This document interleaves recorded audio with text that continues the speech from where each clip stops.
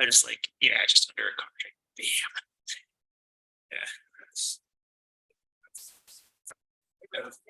Yeah, oh, just steel. It's all, yeah, engine blocks. It's very. I didn't even think I did. I just kept working. It's Sophia's birthday.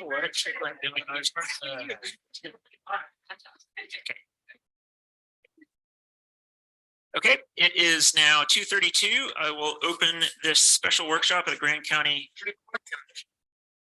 October 3rd.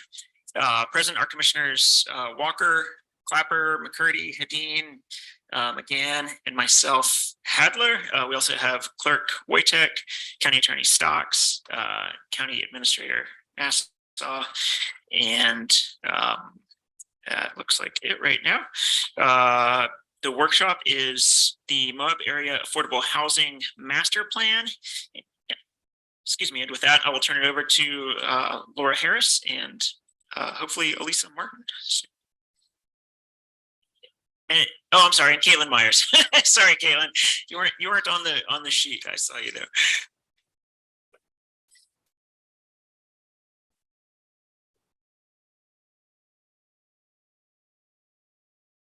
While Caitlin is getting our short presentation up, I'm happy to give a little bit of a background and introduce ourselves. I think I know most of you, but I'm Laura Harris.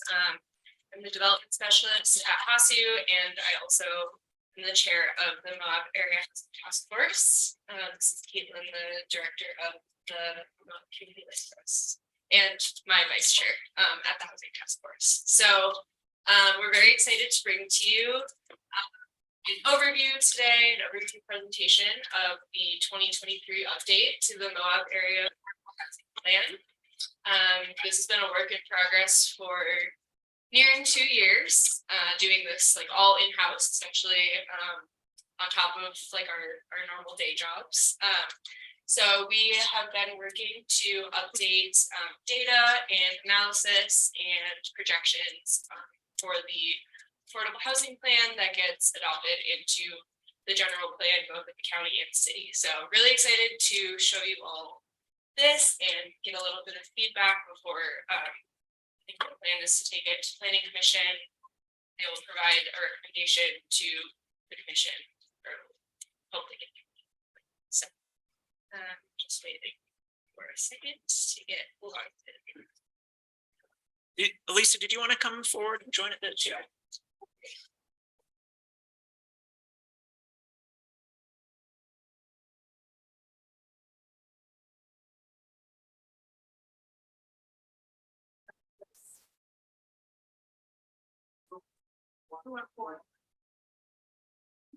Did you just announce that to everybody? We're about to get. No, it's okay. I'm not. First. That's I have a serious question. Great. This is a good thing. So,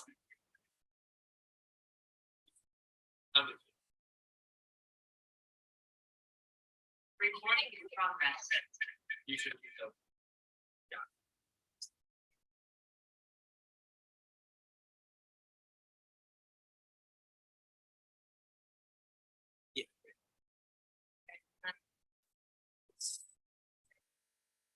And just to announce, we did get Commissioner Winfield on Zoom, just joined.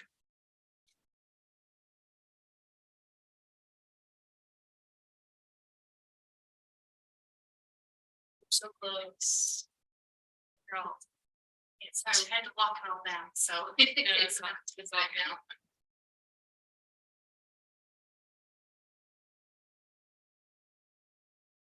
Recording the short name from the master. Just I haven't been referring to it as the master plan, but for no reason. It's already long. Yeah. I guess.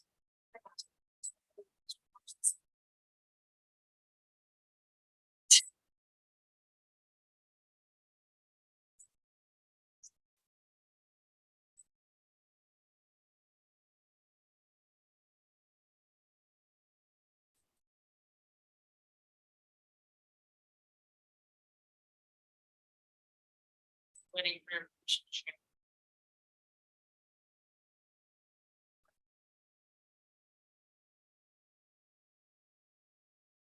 There you go.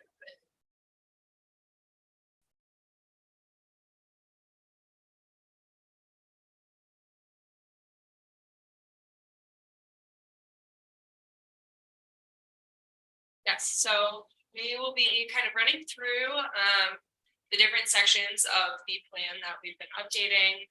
Like I said, it was a joint effort within the housing task force, and also giving a shout out to Noelle, the Vista and the planning office. She also dedicated a lot of time to this. That was kind of a major project of hers throughout her time. She just wasn't able to make it today. So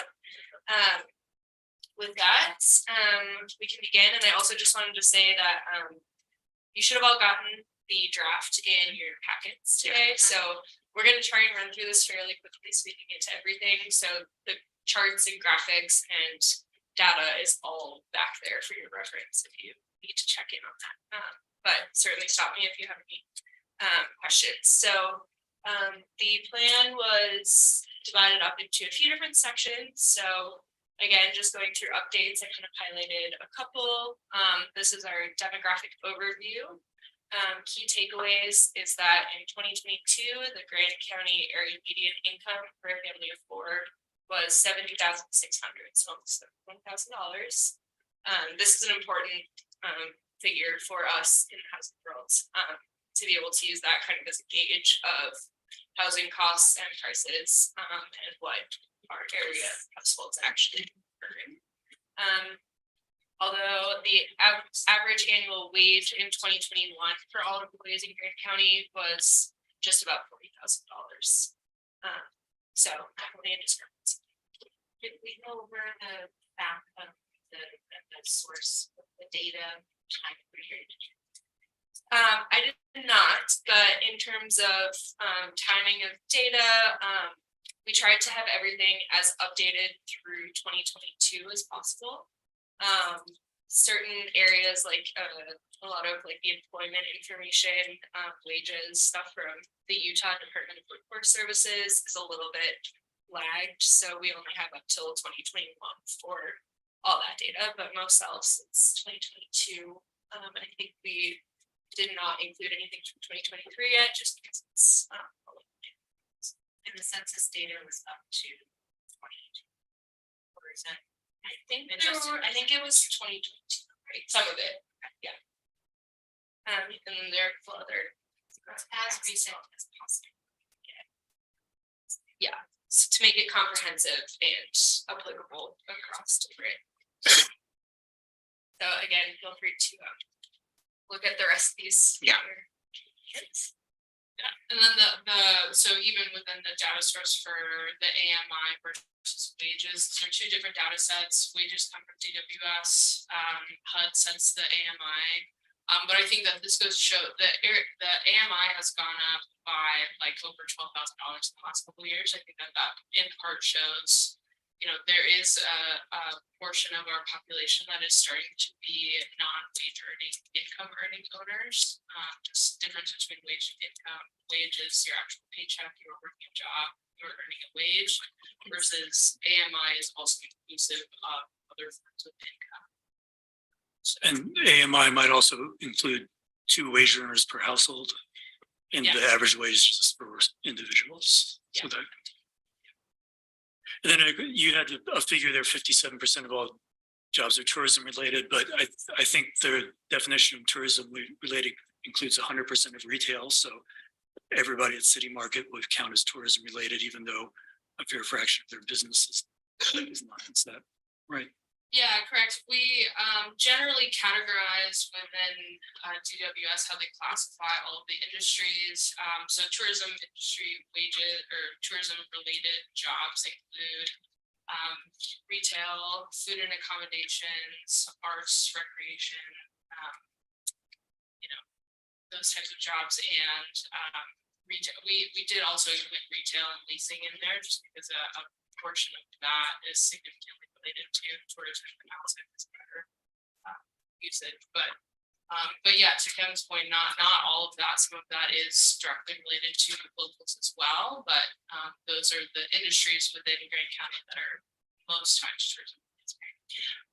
Well, how are like for people who work for the National Park Service and the State Park Services, how are they classified? Those are probably most likely classified under public administration or governmental related jobs. Those are classified separately. But that is also a good point.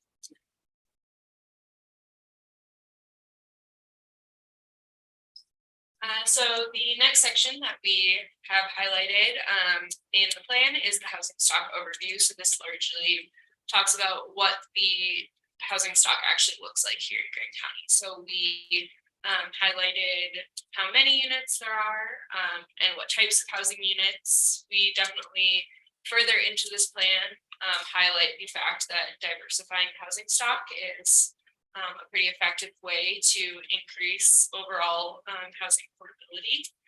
So a couple of highlights within the housing stock that we are learning and learning with this update is that in 2023, so again, we use 2023 data for this, but is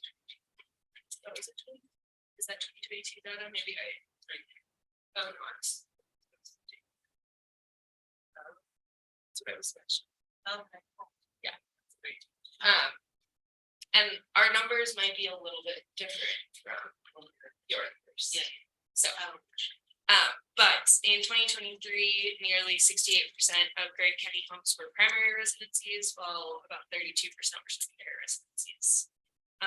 That number, Noel was able to track down with the tax assessor, so I don't have the exact details, but that was about as accurate a percentage as she was able to get. And then I also just wanted to highlight that in talking about affordability in our housing stock, we were able to determine that in 2022, there were 582 housing units with some sort of occupancy restriction. So that means that at one point in the house's life or the unit's life, or currently, there was an income restriction on it.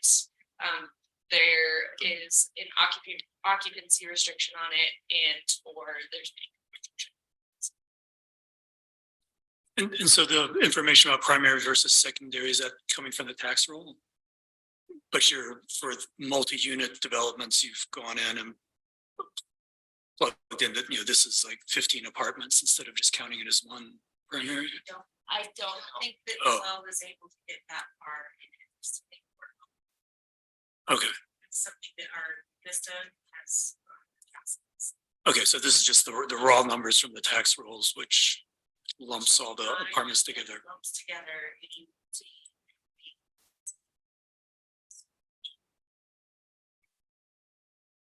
So that was something that even while we were trying to uncover this data, we were able to find that discrepancy. So really another hope for the update of this plan is that we're able to find mechanisms to be able to update this data more effectively and accurately. And then another section is our housing efforts to date. So this is just largely summarizing what both the county and the city has done since 2017, which was when the last plan was updated. And then other organizations, housing organizations in the area are doing both for folks experiencing homelessness to policies, ordinances, and increased housing stock. So just wanted to share that in basically from 2017 to 2022, different organizations like HASU, Community Rebuilds, and Land Trust have developed 73 permanently deed-restricted affordable housing units. And as we know, those are continuing to increase the bounty. Oh yeah. Oh, sure. So, taking a lot of that demographic information, we started to do a needs analysis, looking more at the impacts of housing prices and such. So in 2022, median sales price rose to about $625,000. That is back down again. As of this point in the year, our median sales price is closer to $550, and I think that's due in part to inflation, and higher interest rates. What we're hearing from realtors now is that there's movement in the market above $1 million. There's not a lot of movement below that. So sales is generally down. But that 625 was a new record for Greene County. And in order to afford that home price affordably, which means that you're spending 30% of your monthly income on your housing expenses, we need a household to make an annual income of 147,000. As Laura said earlier, our AMI is 70,000. Most of our families are making below 75,000. And then the last thing, which I know Lisa's been talking to you guys more about, this is slightly different data, but within our housing stock, not looking at total stock of overnight accommodations, but within our housing stock, Kempson Gardner in 2021 established that 19.3% of our housing stock is short-term rentals. And how was that derived? Are those legal short-term? Do you know what I'm saying? Are those legal or? I wonder, the Kempsey Gardner data, I'm not sure how they got that. Right. Yeah, I couldn't find their methodology. Okay, behind right. it, but But in theory, let's say we think that those are legal short-term rentals. So the reality is it might be higher. Right, exactly. Right. I think we do mention that as well. And that's something we're in the process of getting a remedy or, yeah. And have you compared that 19% figure with what you would get from looking at the tax roll? Because I think a lot of short-term rentals are classified differently as commercial properties rather than secondary residential. I think, well, the tax roll, We haven't I don't think we've specifically analyzed that yet, but if the tax, how the tax roll parses out overnight rentals, they tax them different. Well, Yeah, but yeah, I mean, but they've got codes on buildings. So they've got the BR codes, which is residential buildings, and then they have BC for commercial buildings. I think that like a pure rental condo, and no one is a BC, is coded as BC commercial rather than residential.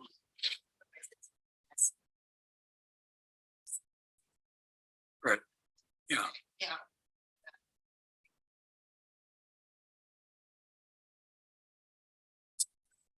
I think there was a lot of interest in those numbers. So. And maybe, and I don't know if you guys are gonna cover it, but I know it was in your report. At one point I saw a statistic on vacancy, like 17.2% vacancy. Do we know how that was derived and yeah, it's so I'm pretty sure, so the vacancy rate that I believe we consistently used throughout the plan was through the census data, which we feel is not the most representative of Grand County, but it's hard to find that number, like based on tax data. The census, their methods to find vacancy can kind of vary. And sometimes it's just like knocking on a door, and if no one's there, okay? they have that as vacant, even if it is lived in. So like on a secondary home, if someone happened to be there, it's not vacant, and if no one answered the door, it's vacant. Yeah. right, exactly. It is. I think we did the census version of that data, it wasn't. Yeah, we Okay. suspect that vacancy rate is higher than 18%. Okay. but- And it is something I was approached with recently, this idea of a vacancy tax, and some cities and, smaller communities are instituting a vacancy tax. And so I had prompted Stephen to kind of look at this, would that be allowable in the state of Utah? And I think it's an interesting thing for the county to pursue. I would totally agree. I think in delving into those numbers, that's certainly an area that I think we can maybe find. Right. Yeah. Well, I would also say big picture, we see vacancy very differently in the context of dark homes, second homes on a national scale, especially with the census. So actually we saw from the 2017 plan, vacancy dropped from 27% to 18%. And that also accounts for, when you're thinking about a traditional developer is going to think about vacancy in terms of how often their units are completely, so a multifamily development and apartment complex is going to think about vacancy rates very differently than we think about second home rates. So I think that also goes to show that our housing stock, we have fewer units that are sitting vacant for actual occupancy. It goes to show that we have higher demand for units because we have more people here now. And so I think that's a big reason why we saw a vacancy rate drop, and that's why a big reason why in this plan we're using language more about second homes rather than vacant homes. Yeah, it sounds like vacancy has so many definitions that it's probably not very useful, especially comparing different data sources.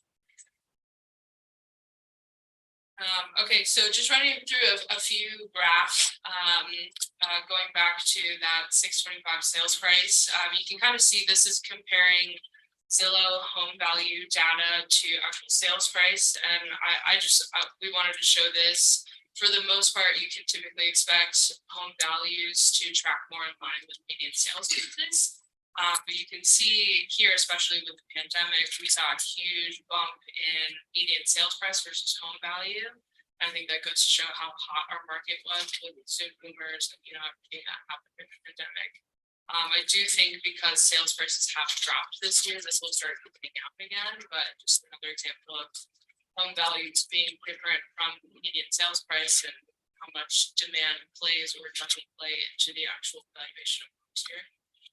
Something, I don't know if this is available in the real estate data, but instead, it's typical that they list median home price, but I think what we actually care about is like how many homes, under $500,000, were on the market and sold, or so some kind of histogram with different price brackets. So if that kind of information is available from real time, I think that would be useful to see, because it doesn't, if suddenly we've got a lot more $1 million homes than we used to, that brings up the median, it brings up the average. But what we really care about is how many homes under, in a more affordable bracket. And that might also be bad news, but it's just a very different statistic than the ones that people default to. So. I'm curious about how to, if we could even access that data, just because Utah's announced to our state. I think we'd have to month by month track. Well, I think, I have sometimes just called up realtors and asked them for more detailed statistics, and they sometimes give me the data and caution me about sharing it or something. But I think for as long as it's anonymized governmental purposes, you might have good luck, because I think, if someone's logged into the realty database, you've got full information about every house that's sold. So in theory, it should be possible to get that information. Yeah, that's a good idea. See if we can get it anonymized set of that data. Yeah. Okay, talking more about affordability of homes, we ran a few scenarios talking about affordability. So we gave the statistic: in order to afford a $625,000 house, a household needs to earn $147,000. So just to go to show, it's hard to understand in numbers what a household earning $147,000 means. So we gave a few different scenarios of for food and accommodations earners living together in one house, a non-related household, and a couple of different scenarios of basically essential workers in our community, how much they would earn as two wage earners in a 4-person household. And the moral of the story is it's very hard to afford the median home here. It'd be nice to see, and I think in the report a lot more attention was paid to home prices rather than say rents. But I think a very similar table, but using typical rents for a 2-bedroom or 3-bedroom house, or that kind of thing would be helpful, because we've found, I think Laura's started doing a really great job. I think it's really hard to find consistent rental data here. Right now, our best pieces of data is the Housing Authority every week puts out a What's Current Wednesday. But again, this only is able to scour either what's visibly found on the internet, or if folks call us and ask us to put listings on every week. So I have been tracking what that looks like, and that is in the full plan through I think we did through 2021. I can't remember, maybe 2022. But again, this definitely doesn't account for all of the rental prices and the market. But I think right now we're looking at a 3-bedroom around 22 to 25. I would say is about average. Yeah. Yeah, my 3-bedroom house for. And that doesn't include, a first month's rent, a last month's rent, a security deposit that could easily add up to $6,000 to $8,000 just. You have recommendations for rent. Okay. And then finally, the last real big stat, I don't think this is a surprise to anyone, but just going to show that a lot of our families that are earning below $50,000 and even $75,000 are cost burdened or extremely cost burdened. Once you hit that $75,000 mark, there are a lot more options open to you. This is 2021 data. I'm sure that would shift even more as we get into 2022, 23. But just kind of showing the displacement of who's really struggling and who has more options. So just wanted to jump back to Laura's question. I guess my recommendation for rental data, one would be just to ask property management companies. I mean, they might have a wide variety of rentals, and you could ask them what the range is, what's typical. And you could also put out a survey, and these wouldn't give precise figure, but it would kind of give us in the ballpark, is it? Yeah, we actually had talked about having this piece, where basically it benefit all of the landlords out there, where they could have a central place to list their rental property, and then we could also have the benefit of tracking all the place. So some kind of online, storing house of all of the rentals that are available. Use that for vendors to actually advertise their listings out there. Yeah, it's a really interesting idea. Great. And then looking at needs analysis, the 2017 plan projected that we needed 316 new units by 2020. And we actually, Grant County produced 379, dyslexia. But only about 105 of those were included deed restrictions. So, we are seeing consistent construction keeping up. I think it's a question of quality versus quantity. And I think that's something that you guys have been talking about for a long time.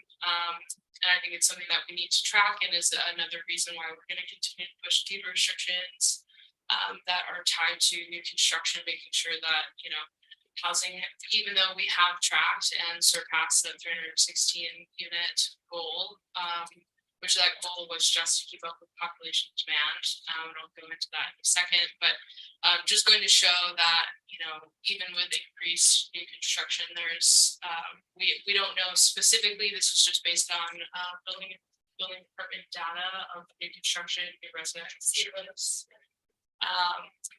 But just goes to show that, a lot of those, certainly a decent number of those are going to be second homes or higher cost homes throughout the county. Well, are you on a future slide? You're going to talk about how you made the projections?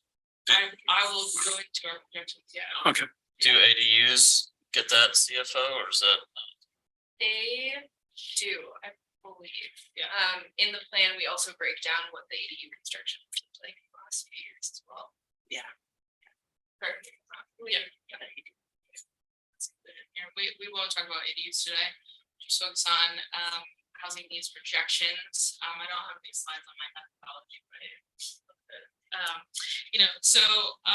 in looking from now until 2030, we are projecting, it's a ballpark about 1,000 units per decade, which, kind of tracks from 2017 to now. That was about 3 years, 300 units, so about 100 units per year, just to keep up with population growth. We used kind of did some calculations of estimates on population growth. Our population growth hasn't, like, for full-time population changed significantly. So that has been kind of an averaged out, static growth per year. Obviously, it is a little more exponential, and as we get out to 2050, those numbers are obviously going to be less reliable than demand over the next 7 years, because it's impossible to know how much our population demand will change or grow or not grow by then. This also keeps a static mix of owner versus rental units, like the share of ownership versus rental demand, and also kind of keeps the rate of change of income brackets, just to keep this open to suggestions from Kevin. As the best data guy in the room. But yeah, so as we break that down, we are seeing a bit of a split, within our demand and within our current availability for rental versus ownership. It is about 2/3, 1/3 split, taking into account vacancy in both of those. So that is bringing back in that 18% vacancy rate from the census, applying across all housing units, so applying to our rental market, but also our ownership. This is not taking into account second homes. This is just vacancy that we're seeing within our market. They kind of projecting that, by 2030, we will need to see an increase of 260 units for rental units, and also 500 for ownership. I think that will stay pretty consistent. I think what we're finding is housing developers is people do really want ownership opportunities here. Looking a little more at income, the easiest way to communicate and to really kind of track housing unit demand is by using income brackets rather than AMI. So we are using this threshold of about 75,000 as a demand for basically workforce housing. Very low to moderate. Low to moderate. So within that 1,000 units, this is kind of showing that about 75% of those, 74% of those, we're projecting by 2030. So about 700 of that 1,000 should be for low to moderate income families. You can see this, the demand for housing units for families earning over 150,000 is one of the lower bars on here. I think that will continue to change. We don't have enough data to see how much we're going to see those types of households moving in. But you can kind of see that the highest demand is going to be for families that are up to that $75,000 mark. That is kind of the band. We do have a really high demand for households making less than $25,000, in part because those are our service industry workers. Actually, their income has shifted up significantly post-pandemic. So there's more demand there, but really just we really need to target our workforce housing here. That's all I got. Data keeping So I mean, this might be too hard to do, but obviously I think there's a relation between rate of population growth and the housing market. Like if Moab was full of plentiful, affordable housing, I think our population would probably grow more quickly than if it was, almost impossible, to find the house here. So, I guess that, the two things are linked, and maybe that's hard to model, but one comment. I like that you broke it out by income brackets. I think that's a good way to look at it. I'm curious, in sort of separate county conversations, we're looking at bumping up against, drinking water limits, when we look out, more than 20 years in the future.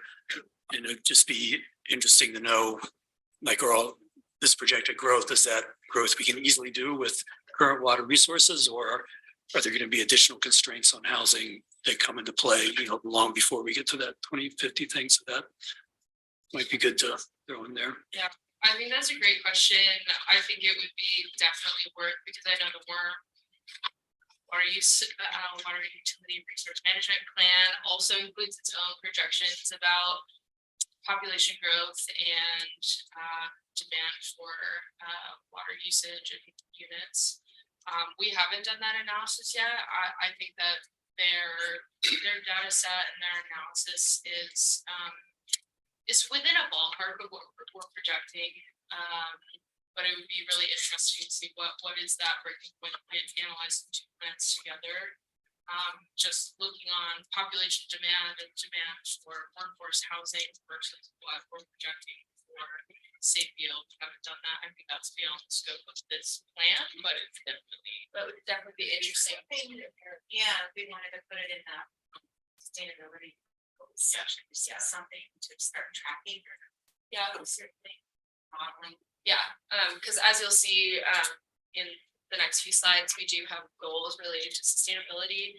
However, we did keep kind of a narrow scope with that, just because we know that the county is working on certain ordinances and movement for sustainability. The city is as well. There are sustainability plan. There's the worm.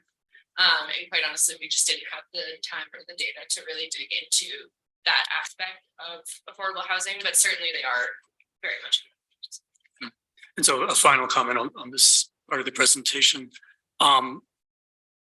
I guess, whether housing is affordable or not doesn't just depend on the price of the housing. It depends on, the income of the person searching out the housing. And I just wonder, and maybe this isn't a job for you, but it's a job for the rest of us in the county, whether we should also set goals about trying to bring higher paying jobs to Moab instead of these, very low paying ones in your dark red up there. So.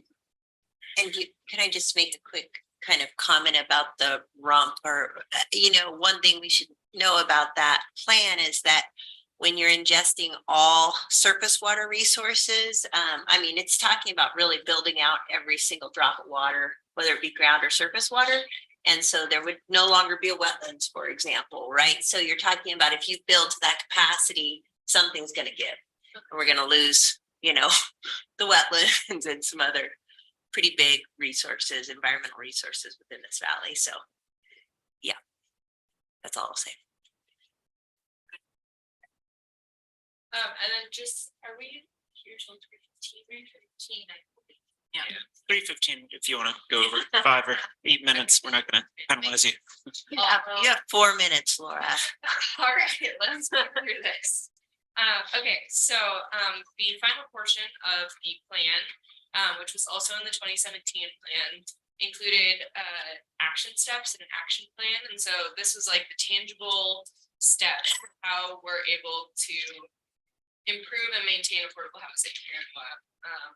We kind of reworked it a little bit and wanted to specify all these plans and goals and steps in a way that felt digestible and actually actionable, both to the city and the county, and recommendations for partner organizations as well, so like for Nat'l and Hasu and other folks. And so we came up with 4 subcategories of action steps and overarching goals. So you'll see in the plan, we listed it out in a little bit more of an umbrella way. So the first goal is in the supply category, so the supply of the housing stock.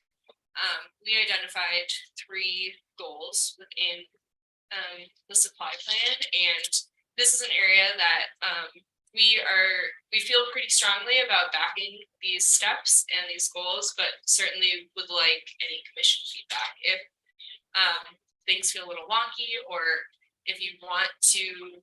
We kept them a bit broad in terms of numbers and goals, just because there can be such turbulence, but we also want to make them actually attainable by 2030. So again, open to all that. So in terms of supply, our 3 goals included are to meet the housing needs projections that we shared, increase the diversity of the housing stock, which Elisa has been working on a lot within future land use plan, future land use maps, and other ordinances, and to increase ADU and development.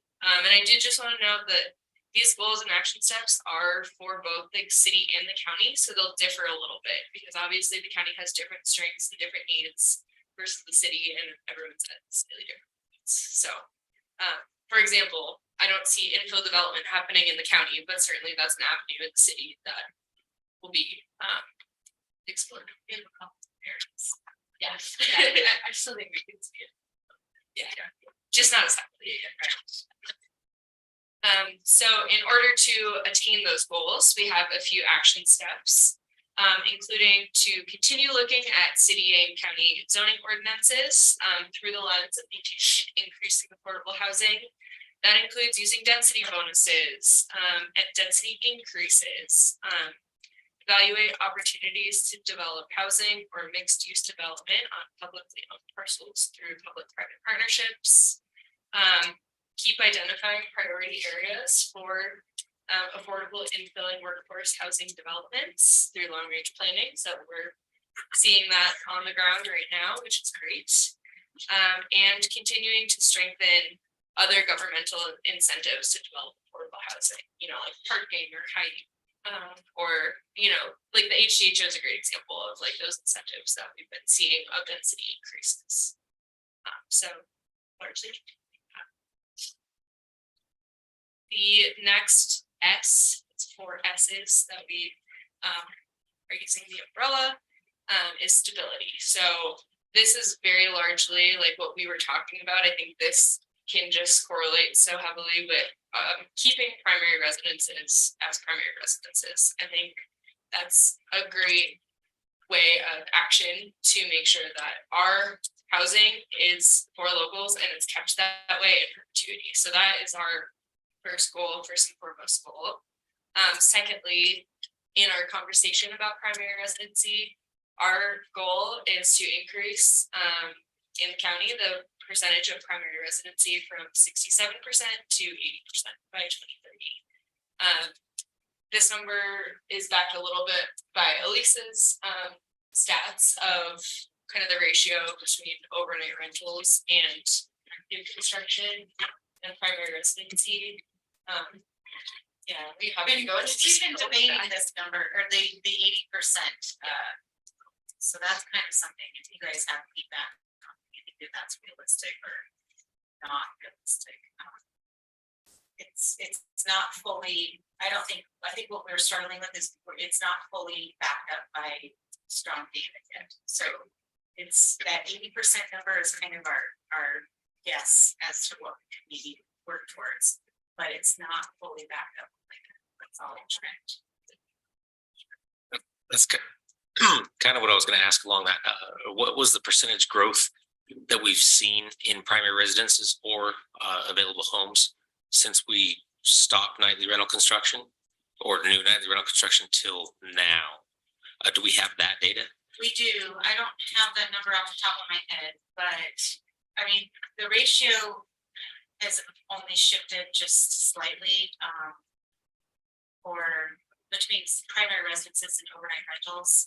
We have gotten more of our overnight rental units built out now that were vested. So that's that number has been going up slightly, but we also have had an increase in home construction. So I have those numbers. Oh, we could talk again. Thanks. Yeah, the third goal is to increase the number of income and occupancy restricted homes.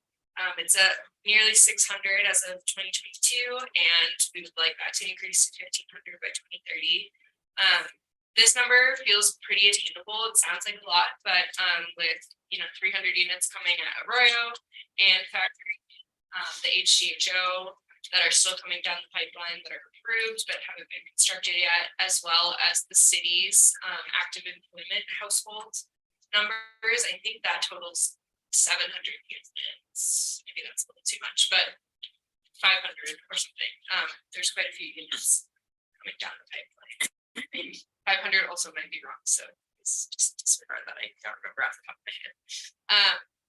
And the fourth goal, which is largely intertwined, is to decrease the number of cost burden households from 36% and specifically decreasing the number of cost burden renters and households with annual incomes of less than $50,000.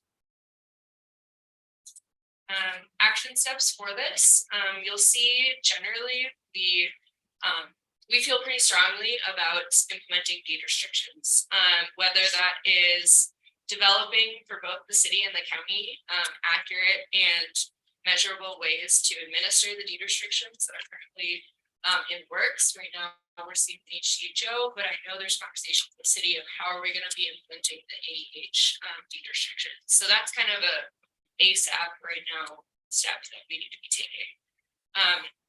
As well as making these deed restrictions as long as they possibly can be. Also, there's been many conversations about instituting voluntary deed restriction programs. How can we tailor that to fit Moab's needs within the market, within its existing housing stock? So I think those are steps that we can all take, as well as partner organizations to move forward to be able to keep that stability for primary residents here. Further, talking about rental programs and cost burden households, especially renters, we're interested in implementing a good landlord type of program to be working with landlords to be able to continue keeping those long-term rental units in the housing stock. Just anecdotally, I think that is one of the biggest hits that we're seeing to the housing market is for folks like myself or other working people that aren't ready to buy a home, may not be ready to buy a home here, but need that long-term stability. Further, we have a subsidy section. We may also want to call this fiscal support, but I think a very important goal is to identify funding streams, both the city and the county, to encourage that affordable housing development. So by 2026, Moab City and Green County would raise an ongoing amount of money into their affordable housing funds. Caitlin may be able to talk about this a little further if there are questions. Subsidy and funding than I do. But even like the Economic Development Department has set aside a pot of money for affordable housing and workforce housing. How can we use that and be able to continue generating either revenue, or how can we stretch that as far as we can? And then on another aspect, as part of financial support, is city, county, or public agencies can formally budget resources to execute the next housing plan without impact on staff time. And Laura, this one with that, throughout this plan, we found that keeping data is the best way for us to actually be able to implement new change. And we hear all of these things, all of these issues with housing, affordable housing, but now we have some more accurate data to back that. And having steps and responsibilities on both of the city and the county to be able to actually continue tracking this, I think is absolutely vital. So like what Elisa was saying about a dashboard, rental units, whatnot. Yeah, I feel like the role of our Vista has been huge in all of this. I mean, Laura started out as our Vista working on this housing plan, and then Noel came in and started collaborating with her. And so this plan has really evolved and finally come to a conclusion through our amazing Vistas. And the planning is great, and we need the plan. We also need that tracking going forward and making sure that we're actually making progress. So the new Vista coming on board, that is in her bag, or it's called that's that. But it's their job description basically. And so her tasks are going to be for developing the dashboard indicators and doing the long-term rental tracking, creating a database and all that kind of tracking stuff. So that'll be like our next phase that we're going to be entering into. Yeah. yeah, finally, like we said, we didn't delve too heavily into sustainability, but our overall goals for this is to ensure that our policy decisions are keeping in line with the impacts to our environment, with our water, with our public health and well-being. Further, in terms of affordable housing, there's a big component of how maybe folks who are low income or moderate income, how are they given the tools and the access for climate change mitigation, like in their homes, or energy efficiency, such as like installing new windows or be given all electric appliances, that sort of thing. How are we able to incentivize and also promote those type of programs to folks of all incomes? And then the third goal is obviously advancing water conservation policies both in the city and the county. The thought is also that we can even take parts of sustainability plans and kind of into the house. That's all. Sorry, I had to fly through that last part. Yeah, so really excited to share this all with you. Like we said, it's been kind of a long time coming, but hoping that you all were able to get new data and just a new general picture of what the housing environment is looking like with the data packet. So this was just the introduction, and we will probably be seeing you in a few weeks to better planning first. So if thanks for the comments, and if there is feedback or clarification on any issues, please feel free to reach out. Great. Yeah. Thank you guys very much. Thank you so Yeah, much. very much appreciate all the work that went into that. Yeah. Thank you. All right, I will close that workshop, and I'll open our next workshop, which is our County Needs, Priorities, and Initiatives workshop. And I'll welcome our County Administrator, Mallory Nassau, as well as what title are you going under right now? Special event program. Okay, as well as Kate. Kate. Thank you, guys. It's interesting to be on this sideline. Right. Really uncomfortable chairs. Feedback, I'm sure you guys have never heard. Bye, girls. Thank you so much. Okay, so I'm going to share the screen.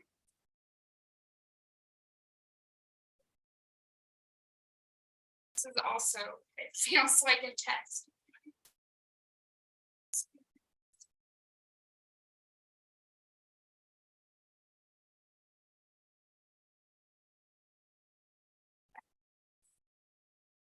So I know we've talked about this at 2 prior meetings, but we wanted to actually dive into some county needs, priorities, goals, and just try to give you all a more holistic view of what department heads and elected officials have going on that could be coming in front of you, but also their needs.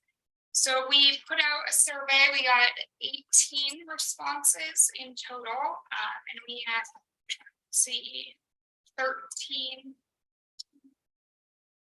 and a half departments. So we got almost all of them to respond, and then some elected officials as well. And it was really interesting because obviously the first time it's been done this way in a survey. And so I think some people took it as a very literal thing, and some people gave a lot of good ideas, very long-term in depth. So we shared with all of you the survey results, and then we put together, sorry, I'm skipping ahead of my slide.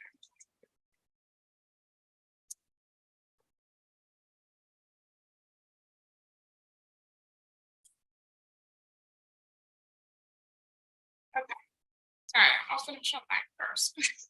So I spent Sunday rereading the general plan, and I keep joking about it, but I feel like I'm turning into John Gunther. And reading the general plan, I realized why. It's because one of the goals of the general plan was to task administration with every year coming up with a plan to ensure that what you all are doing ties back to that. So there are some materials in front of you, and two of those documents are taken from another, I think, city or county field acquisition. And that's kind of what we're hoping to do, is to take the 7 values that are in our strategic plan, which is an element of the general plan, and make sure that whatever priorities you all are selecting can be plugged into the appropriate category. Said,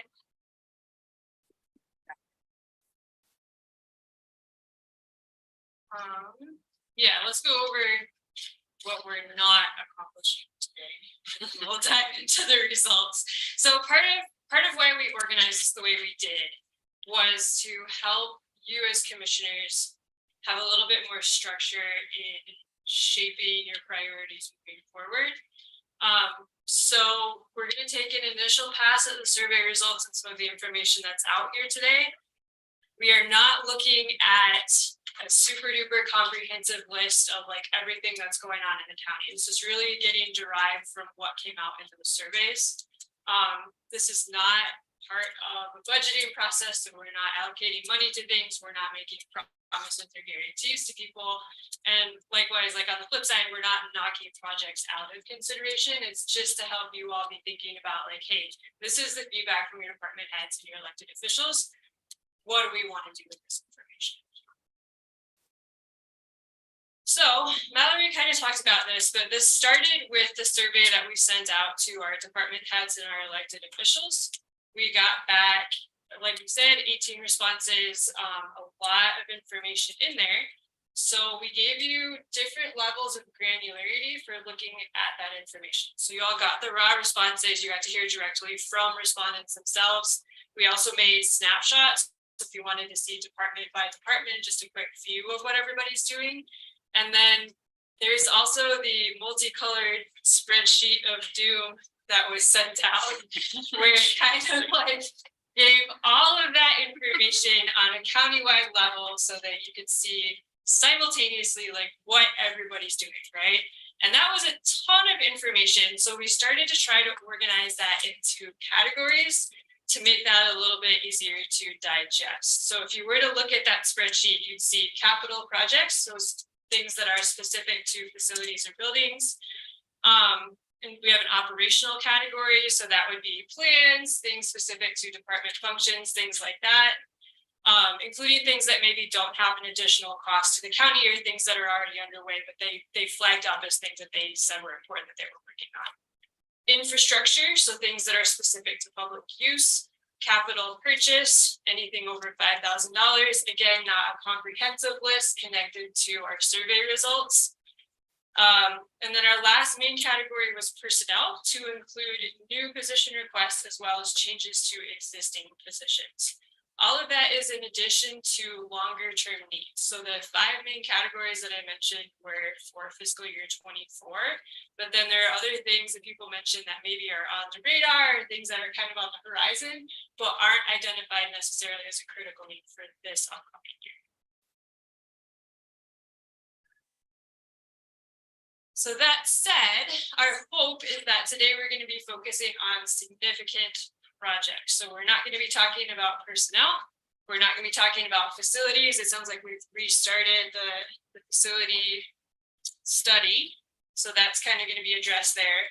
And also not those capital purchases. So that was just kind of for you all to have a holistic view. But really today we're going to be drilling down on those significant projects. now is where it gets fun and interactive. And by the way, I only like things that are like black, white, and gray. So I'm sorry for all the colors in that spreadsheet. A lot of people have commented about the colors. I just ignored it for a long time. So what we're hoping to do today is to kind of brainstorm a bit and talk through things a little more so that we can clean it up versus the spreadsheet of doom. And make it easier for actually drilling down those priorities where we'll compile a report and then bring that back to you. And that discussion will be more about, did we get it right? What looks good here? What feels off? And talk through those.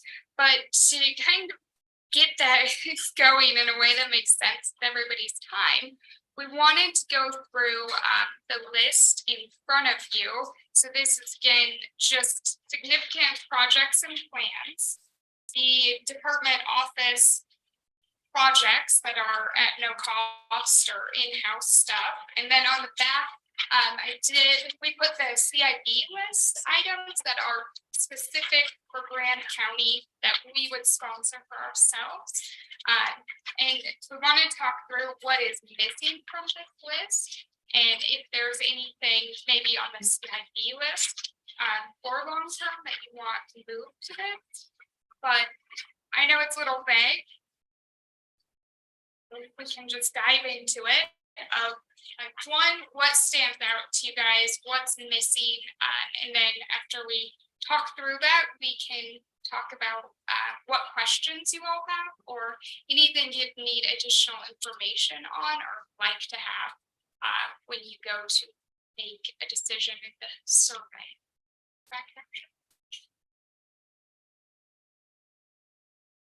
So projects, plans. Are these, they're not listed in a priority here, the projects and plans? No, I'm sorry. I just put the number on there so that if somebody were to reference something, it would be easier to say number 11.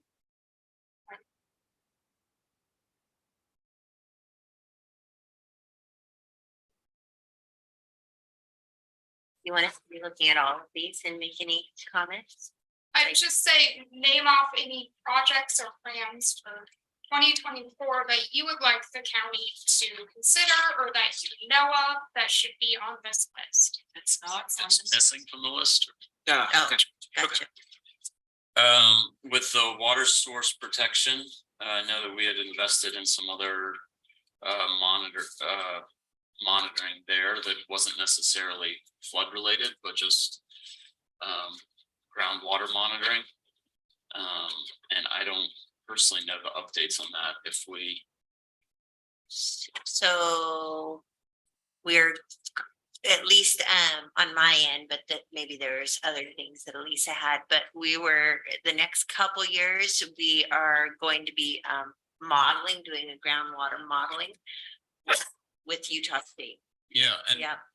and when we kind of identified that as a goal, one of the things came up was that we needed more physical instruments to collect data. Right. And last year we committed to some of that, but So, right. So the other thing that Mark Stilson is supposed to be getting for Mallory and myself is he really thinks that we need to do a study to really gotta dive into what we need specifically, right? Like a study of our current infrastructure, a study of our current wells, and then we'd be able to kind of dive in a little bit further. I know also San Juan County right now is writing a fairly large grant for a couple more monitoring wells in South Spanish Valley, which is great because that's really where there's a lack of monitoring wells. So that's kind of where we're at with that, but it's good to maybe throw those in there. So we'll put that on the list, and it sounds like that's a great example of us providing more information with Yeah. that item would be helpful. Yeah. Make decision making. What about, I had a list myself of things. This is kind of a different level, but public engagement. I don't know if we'd call it a public engagement plan, but could we say that that's something you all want to see? around these goals, or Just, I would say for the commission, maybe more communication oriented. I think, I mean, that doesn't, I don't think it should be a huge involved exercise, but I think it might be good. I mean, over the years, we've formed various habits for how we let the public know about things we're working on. And I think some of those strategies have worked better than others. Just trying to assess and maybe some, best practices type lists going forward. So it sounds actually like a no. Oh, I thought it was a yes. I think it's happening parallel to this process, right? So like as we continue through this process, communicating progress. Oh, okay, maybe I misunderstood the question. I thought, It's kind of a mix of it, but I mean, in general, or things that you all would like to see in 2024, but also parallel to this. okay, I thought you were just talking about public engagement in general across everything we do and whether that can be improved, which is a topic that comes up, but that's not what you were asking about. It kind of is. Could that include a PO also? Public information officer. I don't know if we want to get into positions. Okay. But I would say concept wise. Yes. Right. So that's where I think we kind of want, yes. Short-term thought goal here is sheriffs currently using their Facebook page with a great public response on both getting the information out and even in the comment section, seeing that, why in thoughts, I think the county should have that even in parallel to this list and in parallel to other projects, that outreach is big in the community, and I think it would go well without, I mean, not enacting of a public information officer, but just what we're doing in general.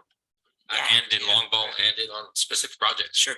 Yeah. Yeah, it's something we've talked about in the past, just having somebody basically sadly kind of dealing Yeah. with social media, not full time in my mind, but a little portion. And I know planning and zoning has been doing a lot of that. And so they're doing a really good job also.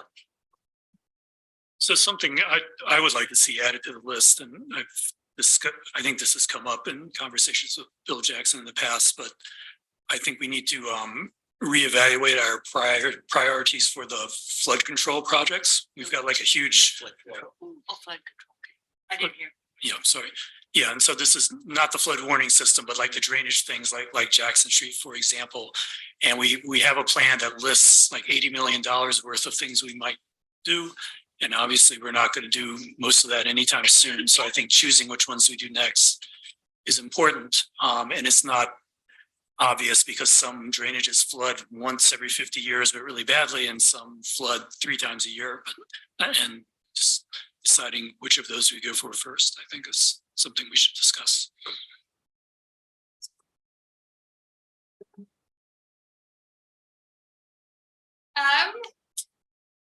There's one thing the filling in the gap on the 128 bike path, 5/8 mile gap, that's come up a few times in talks with the BLM especially, and roads as well. Yes, on the road along the river road between Grand Staff Canyon and the end of the bike path currently.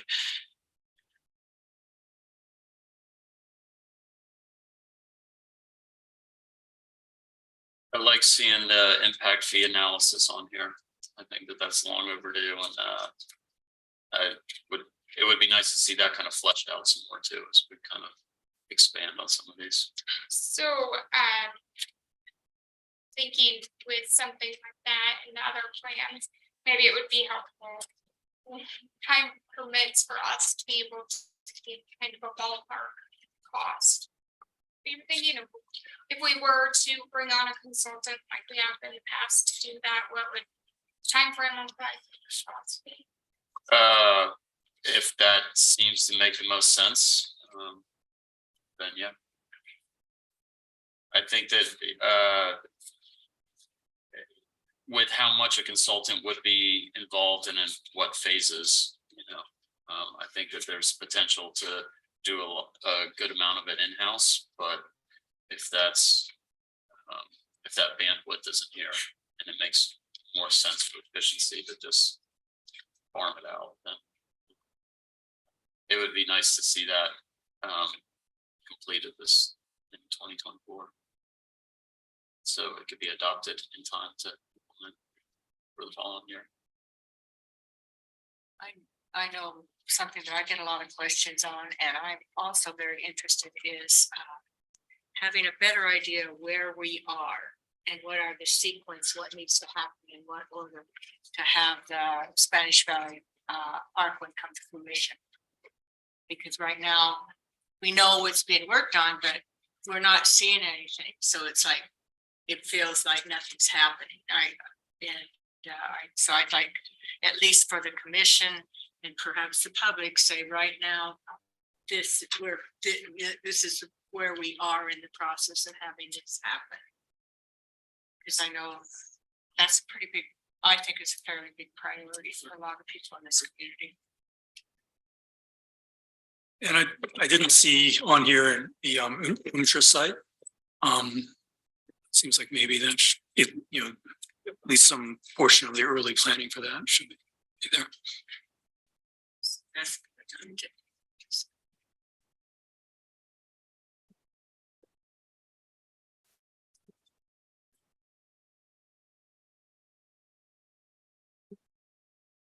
So if you guys can let us know after the fact if you think of anything, but I think we'll also start asking the next question, which is, are there any items on the CIP list or that are kind of the long term, but we didn't put them on the 2024 list that you think should be moved up or priorities for the year?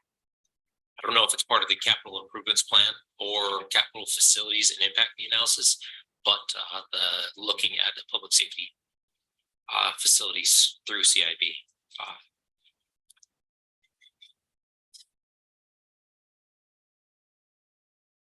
Jacques, were there any, I know Thompson for a long time was, you know, has been on the CIB list for projects. Is there anything that's outstanding? Yeah, they have 3 things. They've been going through the process. I believe they have 3 different grant applications in or realized applications in with the CIB, or actually 2 with the CIB and 1 at the I forget the other one. Right. I mean, is there anything that we put on this list as anyways, that you think is relevant or at this time, or, and it's okay if not, I just. I think they're actually going through the process pretty well themselves. Okay, great. And yeah, I think they're doing a good job of that. And I did see the what the repairs to the Thompson firehouse. Yep. That's different from the SSD. I think Kevin brings up a good point with just prioritizing some of the roads and drainage stuff. A lot of times we defer to Bill, and I don't know how many of these placeholders have recently been updated, or if with changes with recent giant flooding, if we want to reorganize some of these priorities. But for me personally, at this point, picking out whether any for the 25 year should be moved to the 24 year, that would be a separate discussion. But to me, the road projects and the drainage projects and the airport projects seem like, I'm glad to see them there, but I don't know if that's the priority. I would defer to those department heads or give feedback where needed. In that flood prevention, still going along, in number 5, detention basin, floodplain and infrastructure. Is that in conjunction with San Juan, or is that our own path still? What was I can't remember what was submitted in detail, but I think that's something we can provide additional information on what you would be looking at in your survey, and perhaps that could be a twofold thing. Okay. In conjunction with San Juan. Yeah, I think I guess I interpreted number 5 as just being very, very general. You know, it's just talking about all the possible detention basin projects we have, including the one that overlaps San Juan County, but not restricted to the. Maybe it was meant differently. I think it was meant differently. I I think that that's a good example of things. We can put general projects in the county and then have another one specific to that project. I just know that we have, I mean, several, like Kevin says, in Grand County. And several that affect Grand County outside, just outside. So like those to be in partnership on that one. I'm also not sure if it would be worth, as a placeholder, getting the office space kind of stuff in front of the CIB board, so that they're aware that, you know, we're looking at improvements. So I have, you know, apropos of CIB, there's kind of a meta item, which is maybe just review our strategy toward CIB loans and grants. You know, it seems like as long as I've been on the commission, we've just sort of been on autopilot doing things the way we have in the past. But you know, there's some, you know, really clunky aspects to the prioritization that we've talked about from time to time. And I think Tamara Dockstader was saying she might want to prove that. And then we also, you know, Curtis Wells, former county commissioner, is head of the CIB board now. You know, I think we should meet with him just to learn what we can and then synthesize that into, you know, understanding what we can expect to get from CIB and what's the best way to get it. And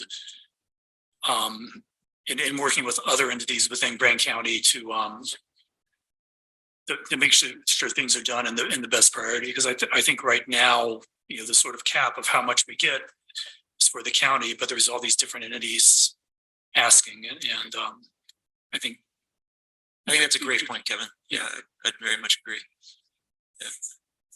Yeah, I think that would be helpful. I know even for staff, we have this list, but if you guys want us to apply for something, sounds like that conversation would be very helpful. Yeah. Yeah, and that's why I think a first step would be, you know, we can expect to get X number of dollars per year in loans or whatever from CIB, and then try to work within that budget to decide which, you know, projects we want to push the hardest. Definitely. And Bill's online, Bill, I know. Right, It's thank hard you. from a distance. I know it is hard, yeah. Is there anything that comes to mind for you that's missing from the list or that should be moved up? No, I think your list is great, Mallory. I know you guys touched on the flood mitigation stuff, and that is joint efforts that we're currently working on with San Juan County. That process is going through in two different parts. I know that San Juan County is going after some grants to build that retention basin in the future out there, as well as Bill Hulse is going after some different grants to build that retention basin out there in the hopes that whoever got the funding first would most likely, those grants would be used towards that. So I think one of them is on like a 3-year timeline and the other one on a 5-year, and it's a joint effort that's been going on that we've met several times down in San Juan County over. But the rest of your list looks fine to me. There's a lot of stuff on there for sure. And I'm not seeing exactly what you guys are looking at. I think you provided a packet there, but I've got the list in front of me that you sent out in the email, Mallory.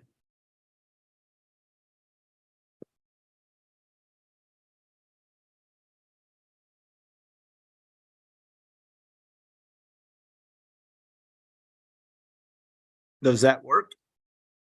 Yeah.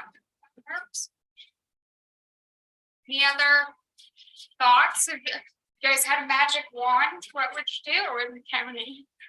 Magic wand, I'll vote that one right at the gate here. But my question along with that magic wand is, how do we determine the importance of, or the ranking system of, I know that we all have opinions here. I mean, I know that other elected officials have their opinions, and staff has their opinions. But how are we, in a timely manner, locking down on some of these being, as a consensus, this is number one, because as a consensus, this is number two? So I think that's where we're hoping to, with the survey, kind of narrow that down and easily identify some trends. Okay. And so you will be relying somewhat on staff and our analysis and what we put together, but you'll also have the survey results. But I think that that's where we can try to help identify things of, this looks like it's pretty low on the list for everybody, but at the same time, being able to point out, while it's low on the list, it's a no-brainer. It will cost $5,000, and I don't know. It's that low hanging fruit, I understand. It does. So maybe what we can do, we've got about 9 minutes, correct? Is we can talk about what next steps are gonna look like, and then we can finish on requests of information that we can chase down for you all in preparation for the next workshop. So next steps, we're gonna end, like I said, on asking you all what more information you need, and we can work to answer any questions that you've got, chase down information that you need. We will also work on creating a survey for helping you all prioritize the projects that we've discussed. So stuff that's on the list as well as what we've been taking notes on. Once we get that survey back, we can do an initial priority report and align those priorities back to the values that are mentioned in the strategic plan, with the idea that next time we come together in this setting for a workshop, you'll be to review that report, kind of say, yes, this looks in line with our consensus, or like, no, we're having problems with this, and then solidify those priorities. Does that kind of answer your question a little bit better? So I guess with that, Some of the information I would like would be, what are some of the low hanging fruit? What are some of the things that we can get done in a timely fashion? Because sometimes that's really psychologically helpful and it's also, if it's not a really money, maybe it's not way high on the list, but it's something that we know needs to be done, but it's something we can afford and it can be done well in-house. I would like to know what some of those low hanging fruit that we could get done in a fiscal year. do you all agree, like timely, low cost, and in-house are good qualifiers for low hanging fruit? Yeah. Cost, in-house, and what was the other one? Timeliness, yes. I think there are some things that, sometimes get put aside because it's not a high priority, but it could be done. And it needs to be done. Let's not wait till it's an emergency.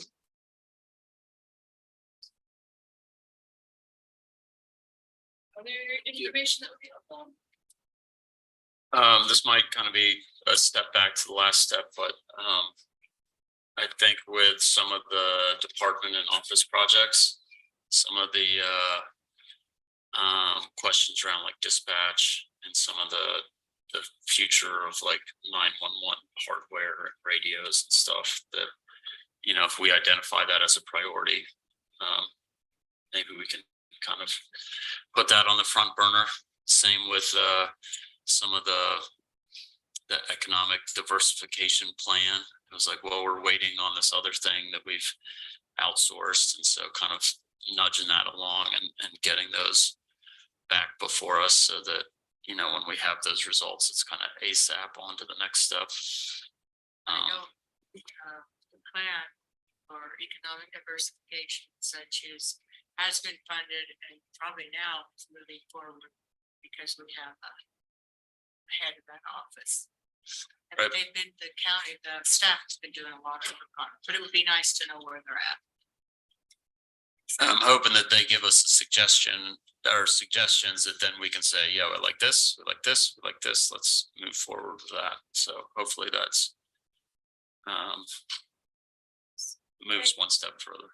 They will, and I think what you're speaking to also captures one of the intent things behind this entire process, which is almost a list for our office of what are the things you want regular updates on. Maybe not in the meeting, but something where here's a document, we update it every 2 weeks. That's there was a meeting for this plan and this is the next phase in October. It is October. So Yeah. we can do all of this. In placing these targets to hit, these steps and points on the line, and as we all know, government doesn't exactly move fast. But in getting continual updates, regardless of no information or information moving forward, would be nice, both for public and us. I think that would continued information. I mean, even if it's no information, it's still better than just having the idea and floating it out there forever. Yeah, it shows it's still on the radar. Yeah. Maybe there wasn't an update. Yeah. I've forgotten. I think with the next steps too, like something that, a way, how do we get stuff added to the spreadsheet of doom? So like if we're on one of our, other committees, and we're like, hey, we heard from this partner group that we should be addressing this, like, how can we just kind of like dump it on there and drop it in your lap and walk away? Yeah, that would be great. That's what we want. So maybe we can send out an email with some basic information so that you guys know going to your committee meetings or things come up. Just shoot us an email, even if it's middle of the night. We won't read it, but I almost There you go. forgot this plan, or did you look into this?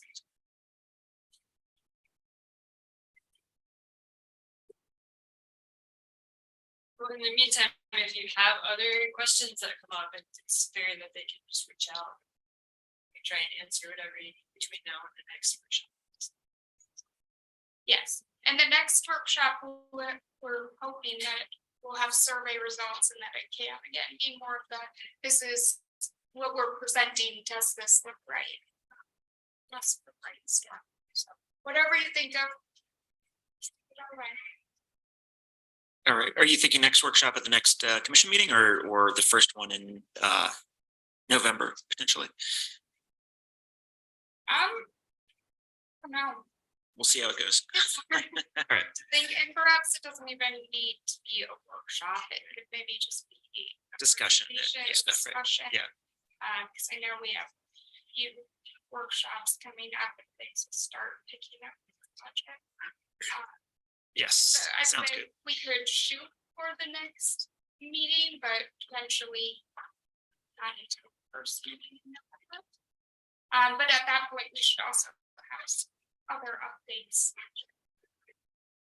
Great. That will be the first to say, I will get you a survey. I have not yet, but Are you I know we need some more, so I will get you mine too. dive into the spreadsheet of? Yes. We need to acronym that to the It's a spreadsheet. little overwhelming. It's like, whoa. I had to He's a hide, I'm- because that's the only way I could. I might need an Excel training. No, too. it don't. Quick brush up on Excel. It's too hard. You can imagine the time that went into that. Yes. There's No more. It was really, I found it very beneficial to read about what all of the departments needed. I mean, that was really beneficial to me, because I don't, like where people feel like they're in a, like a closet and they need to have more space, or they can't get Space. cell phone That was doesn't the work. overriding concern from everybody. It seemed like. But no, I can touch on that really quickly. Like Kate said, we're re-engaging with the consultants doing the office facility feasibility analysis. Because I think there is that very, very clear, like everybody referenced the need for whether it's office space, storage, and a lot of it is, we can survive, but this would be nice. Works, but it could be better. Yes. Consensus there. Yeah, but we're not trying to plan for next week. We're trying to plan for years. Yes. Years out, yeah. And by the time, say it was a new facility for mosquito abatement, by the time that that's done, they would definitely have extreme needs. We can't work the space anymore, so I think that longer planning. You guys should hear more about that in the next meeting or two. I hope so. All right, great. Are we all good then?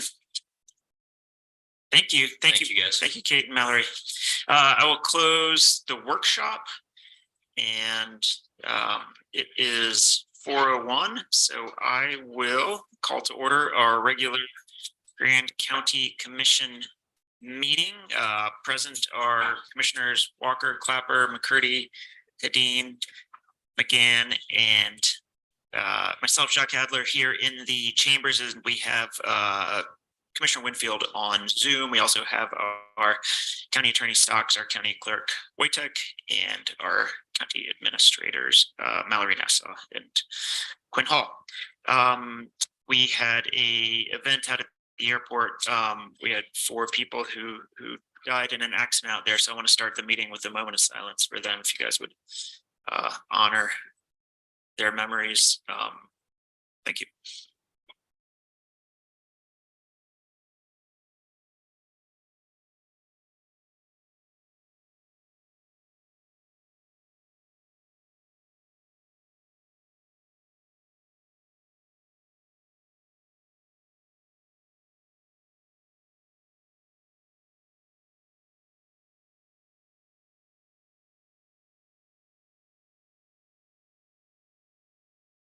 Thank you, and we offer our condolences to the friends and family of those who passed in the plane crash the other day.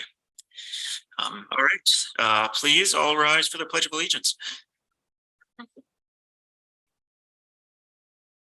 pledge allegiance to the flag of the United States of America and to the republic for which it stands, one nation, under God, indivisible, with liberty and justice for all.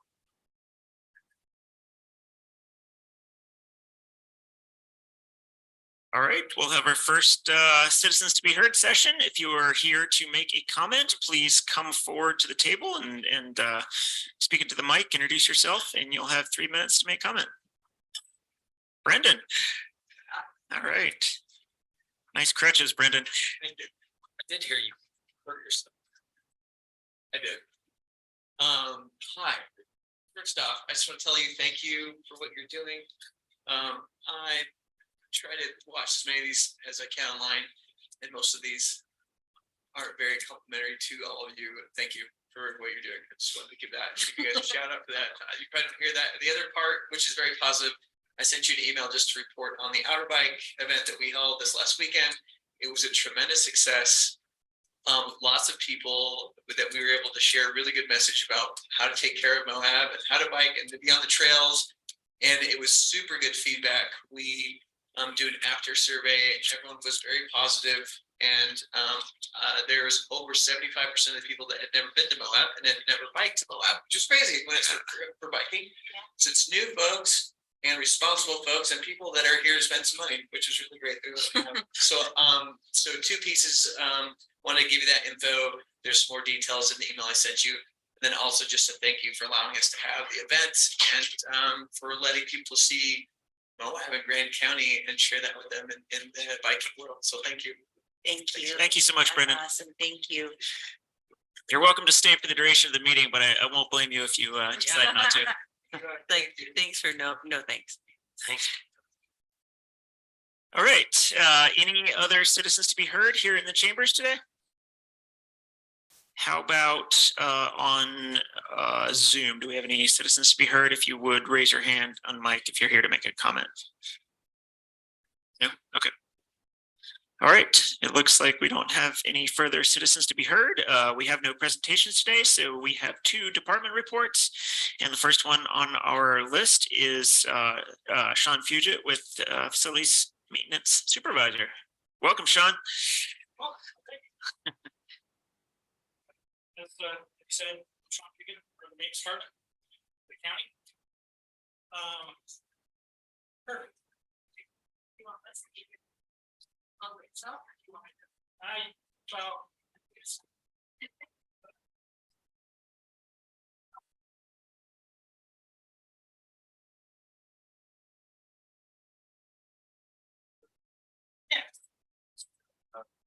Oh, Sean.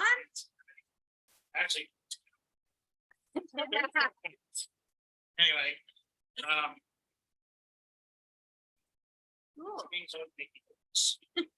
Don't be nervous. all right. The maintenance department, as you know, I run the maintenance department of the county, said that already. Maintenance department strives to provide a safe, clean working environment for county employees, residents, visitors alike. We are responsible for 14 county buildings, including the courthouse, jail, sheriff's office, Star Hall, and 13 miles of paved path of the town. We perform cleaning, maintenance, and repairs to the majority of those buildings. Those tasks include cleaning, HVAC work, electrical, plumbing, and carpentry. Say, push the button. It works.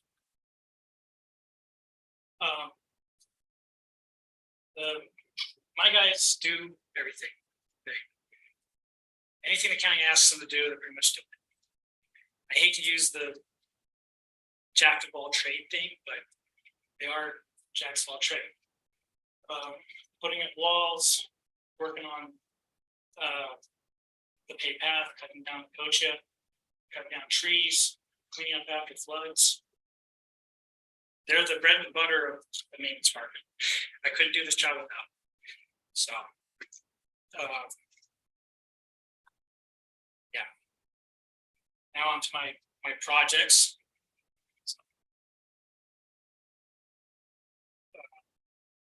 Completed projects of 2023. Grand Center roof replacement late 2022, early 2023. The Grand Center's roof life expectancy had reached its end and was leaking everywhere and causing internal damage to the facility and needed to be replaced. Fiscal impact of this was $185,000 for the second phase.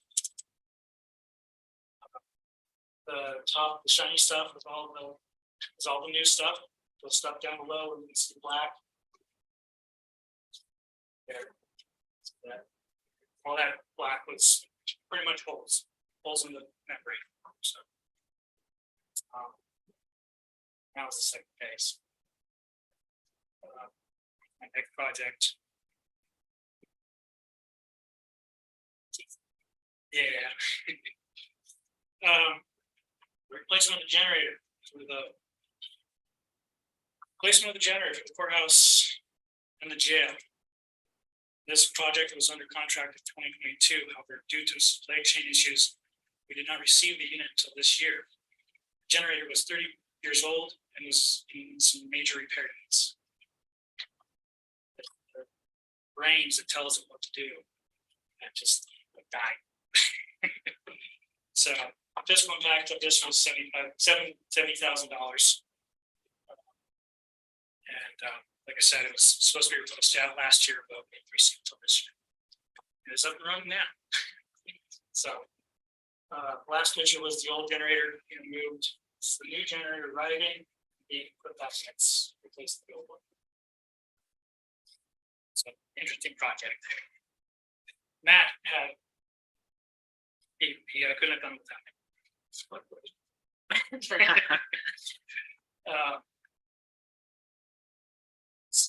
Oh, okay.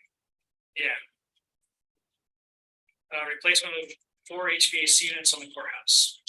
These units consist of 4 of the worst off units at the time. We're going to require quite a bit of money to repair a 20-plus-year-old unit. The life expectancy of these units are 15 years. This project also suffered from supply chain issues. It was completed. It was supposed to be completed last year, but we didn't receive the units this year. The final bill was this for $105,000. So that's just phase. Next project was completed. Oh no. Okay, so this is so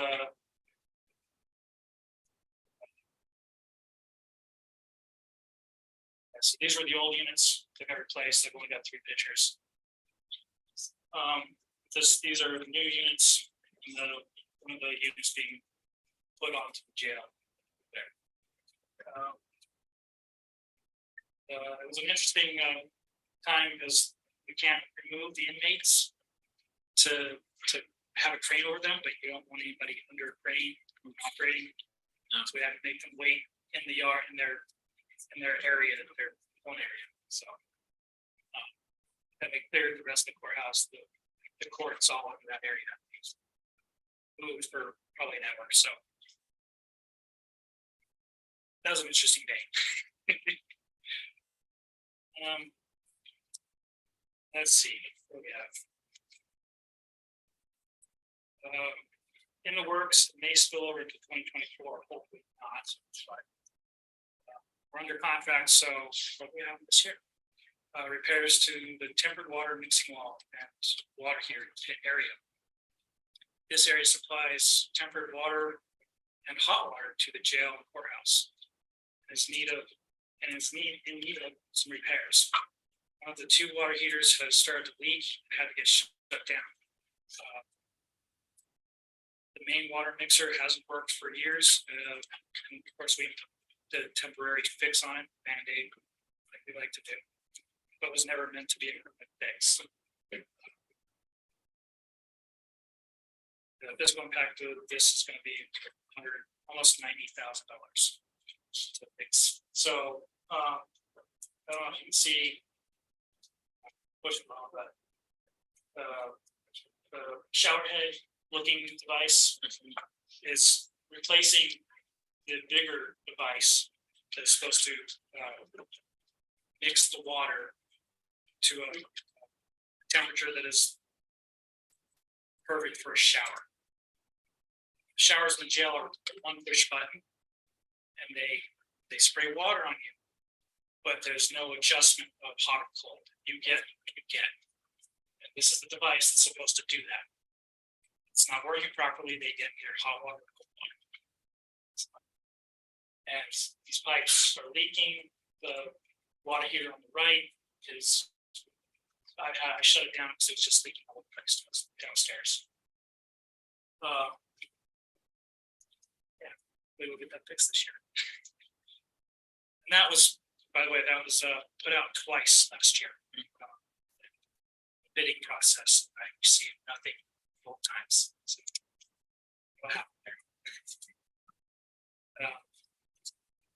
Future projects for next year.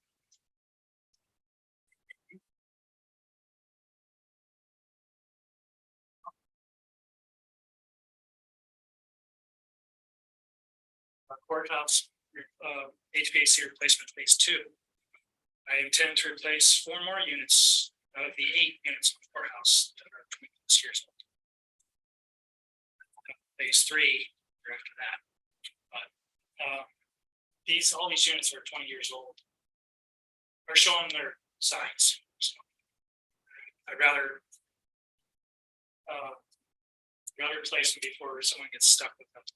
Either stuck in the summer with a hot office or cold office. Cold offices are fine, put some cold coats on, but when the courthouse gets hot, it gets hot. So we tend to replace it next year.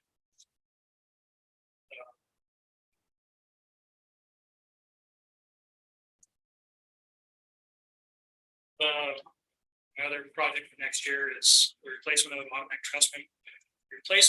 automatic transfer switch for the courthouse and jail. This device senses the power loss from the grid and tells the generator to kick on. It is very important that this device not fail. It runs critical emergency services for the county. Like the generator, it is pushing 30 years old. Would not be the greatest thing to happen to have a perfectly good generator sitting there and not have it turn on because this device failed. It's working fine now. In 30 years, I imagine they're considerably smaller 30 years later. yes, they are quite big. In fact, we have another one. It's like a box this big. Who knows this thing? So,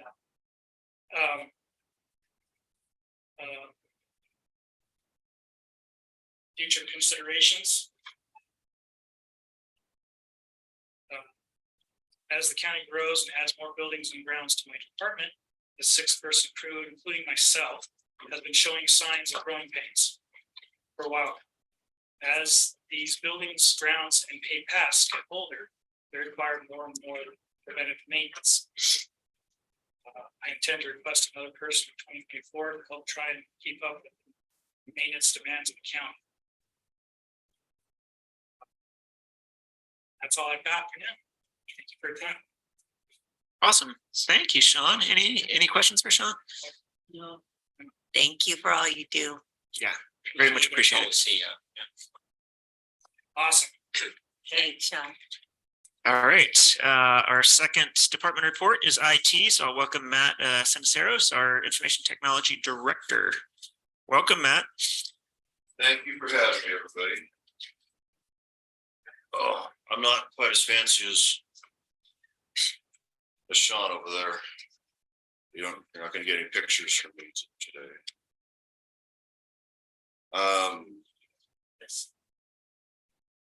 But before I do start, I do want to give a big shout out to Sean. Thank you very much for everything you do. You heard. Absolutely. Should say this meeting sponsored by.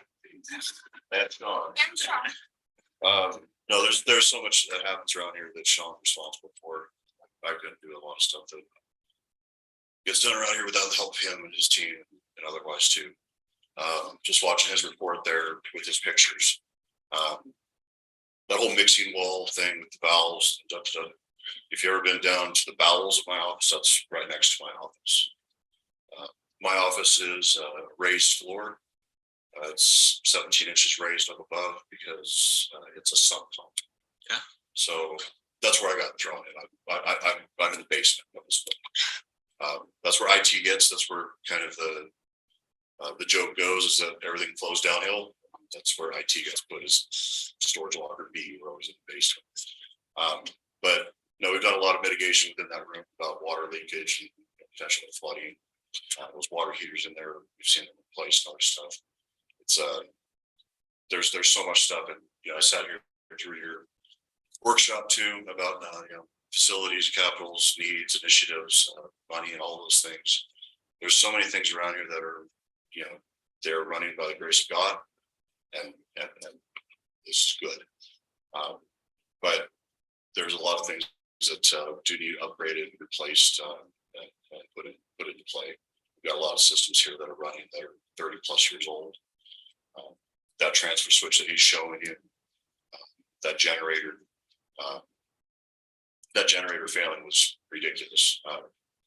We've had to deal with that for 18 months. And that particular generator is what powers all of the critical network infrastructure, all of the 911 dispatch radios, all of those pieces.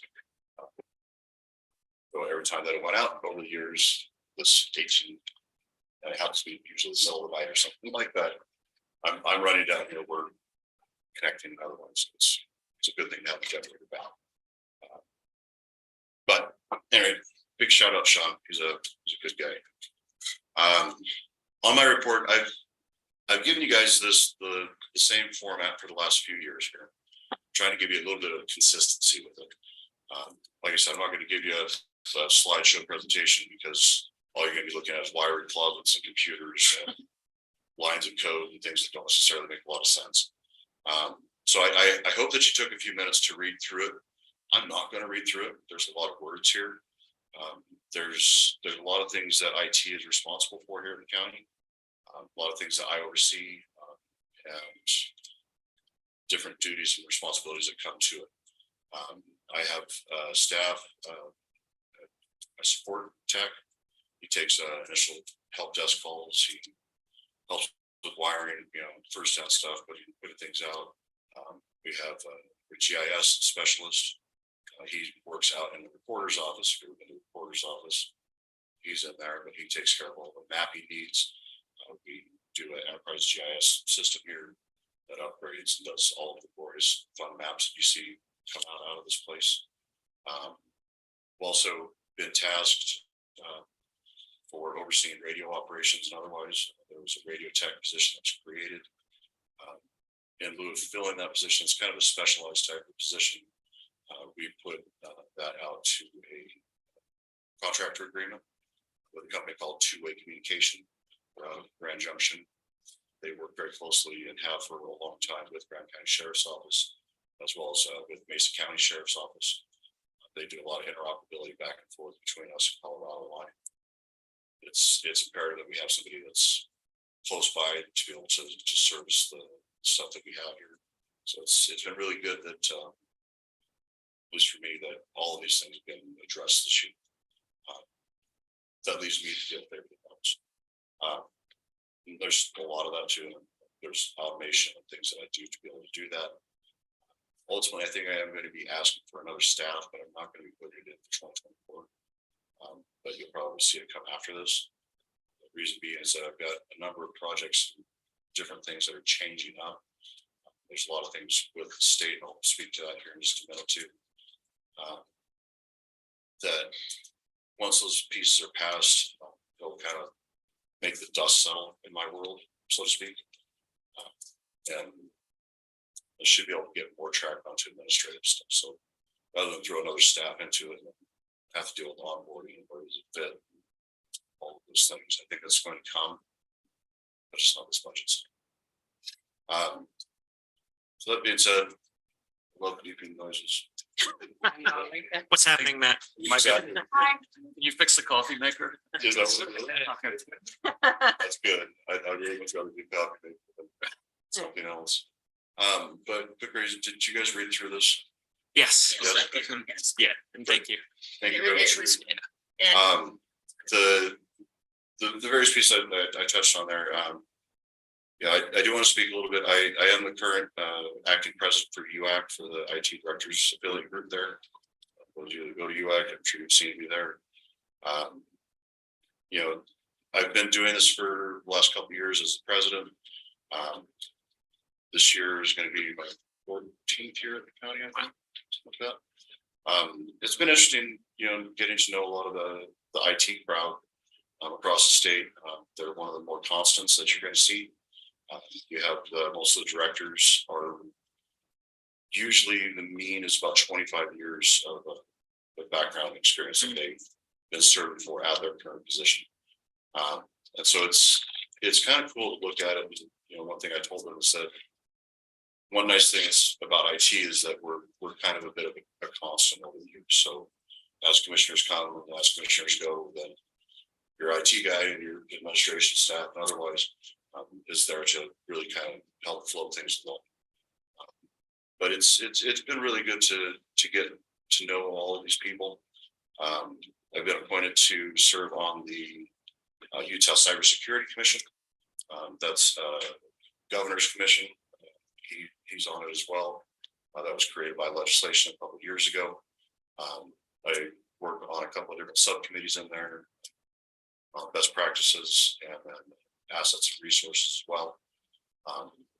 This particular group, it's pretty interesting. If you've seen any kind of advertisement of anything coming out of the IIJA, the Jobs Act, the Biden put back, there's several $1 billion that have been allotted towards cybersecurity projects. Those are divvied out amongst the states. Utah, obviously, we don't have the population that other states do.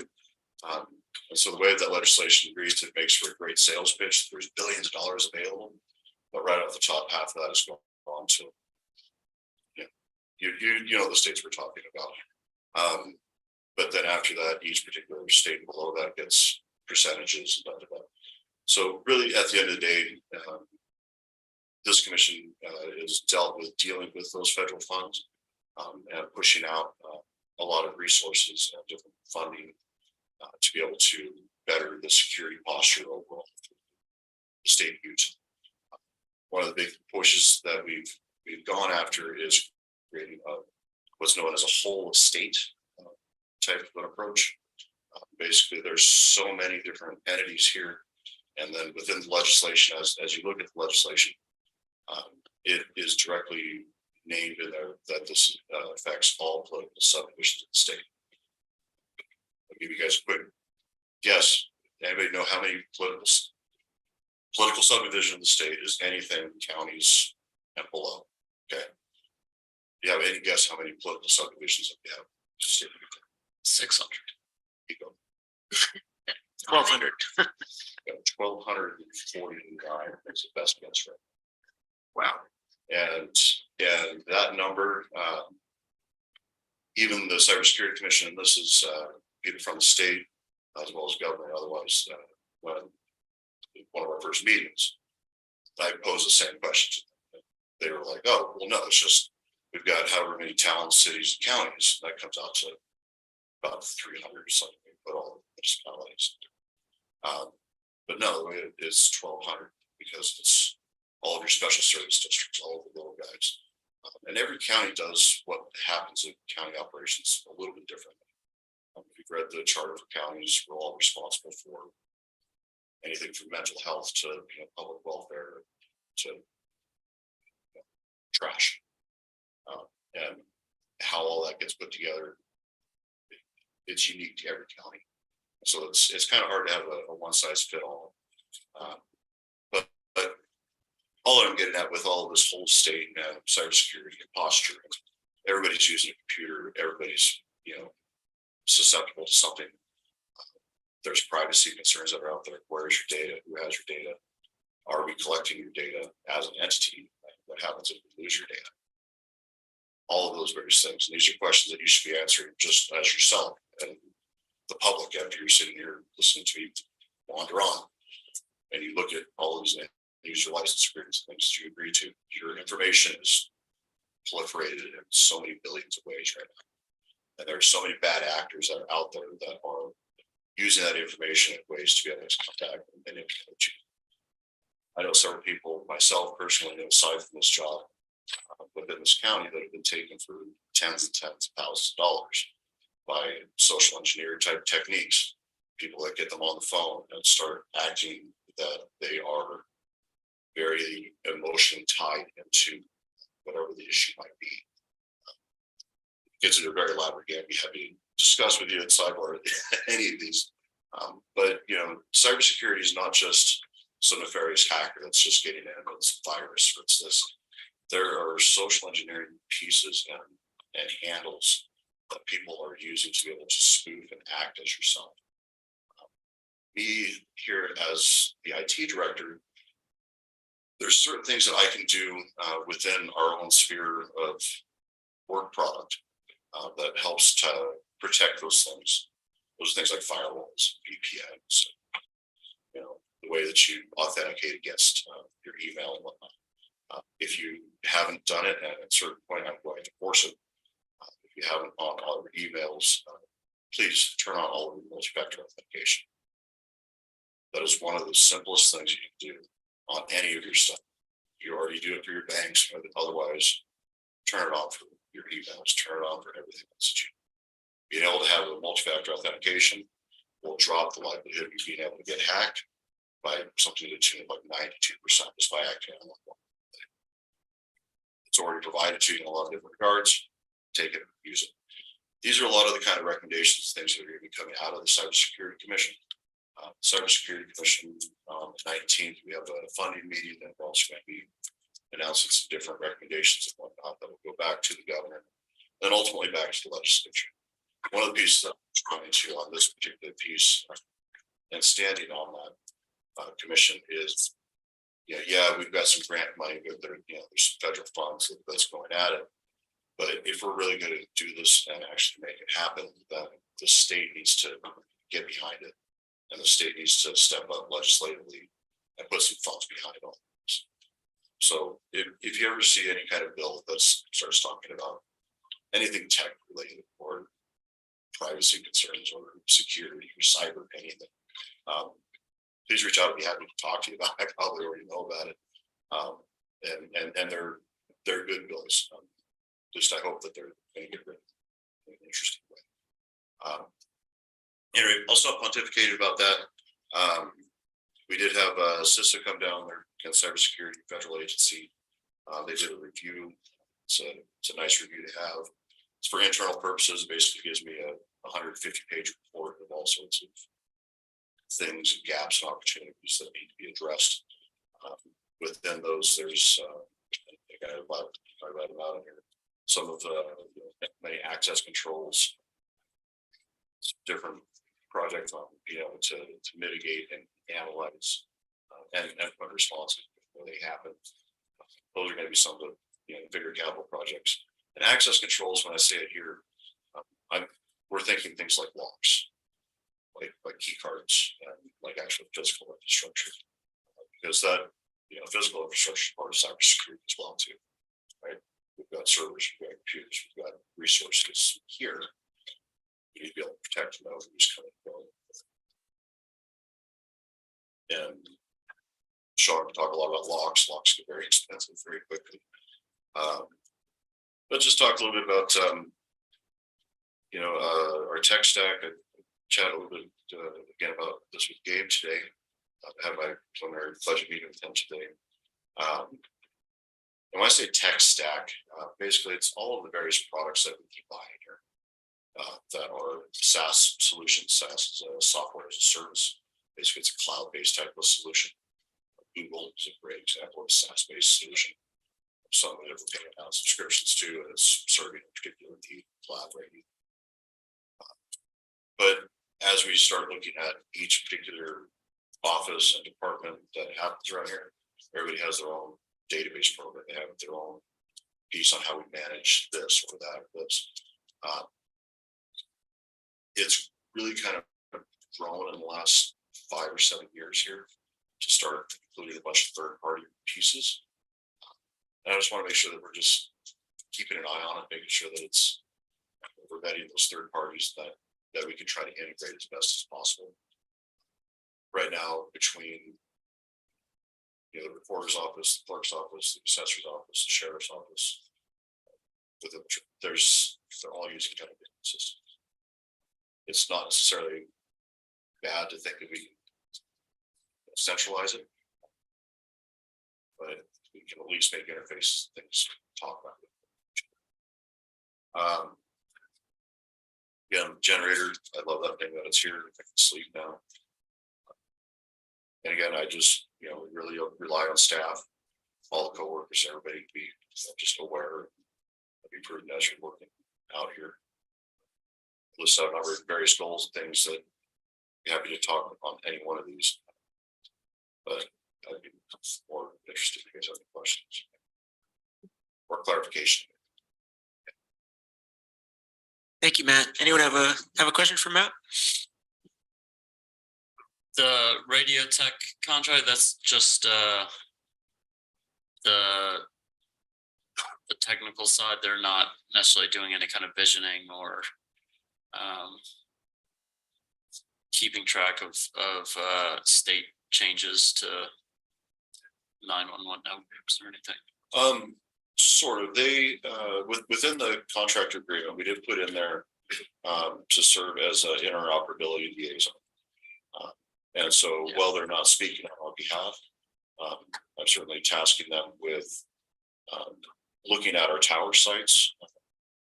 And we have several of those, but mostly, we'll come back to that, but mostly these here to update and deal with EHF. Okay. Any kind of visioning or, the way that we're going to approach something or another is absolutely within the sheriff's wheelhouse. And I always defer back to him on those particular pieces.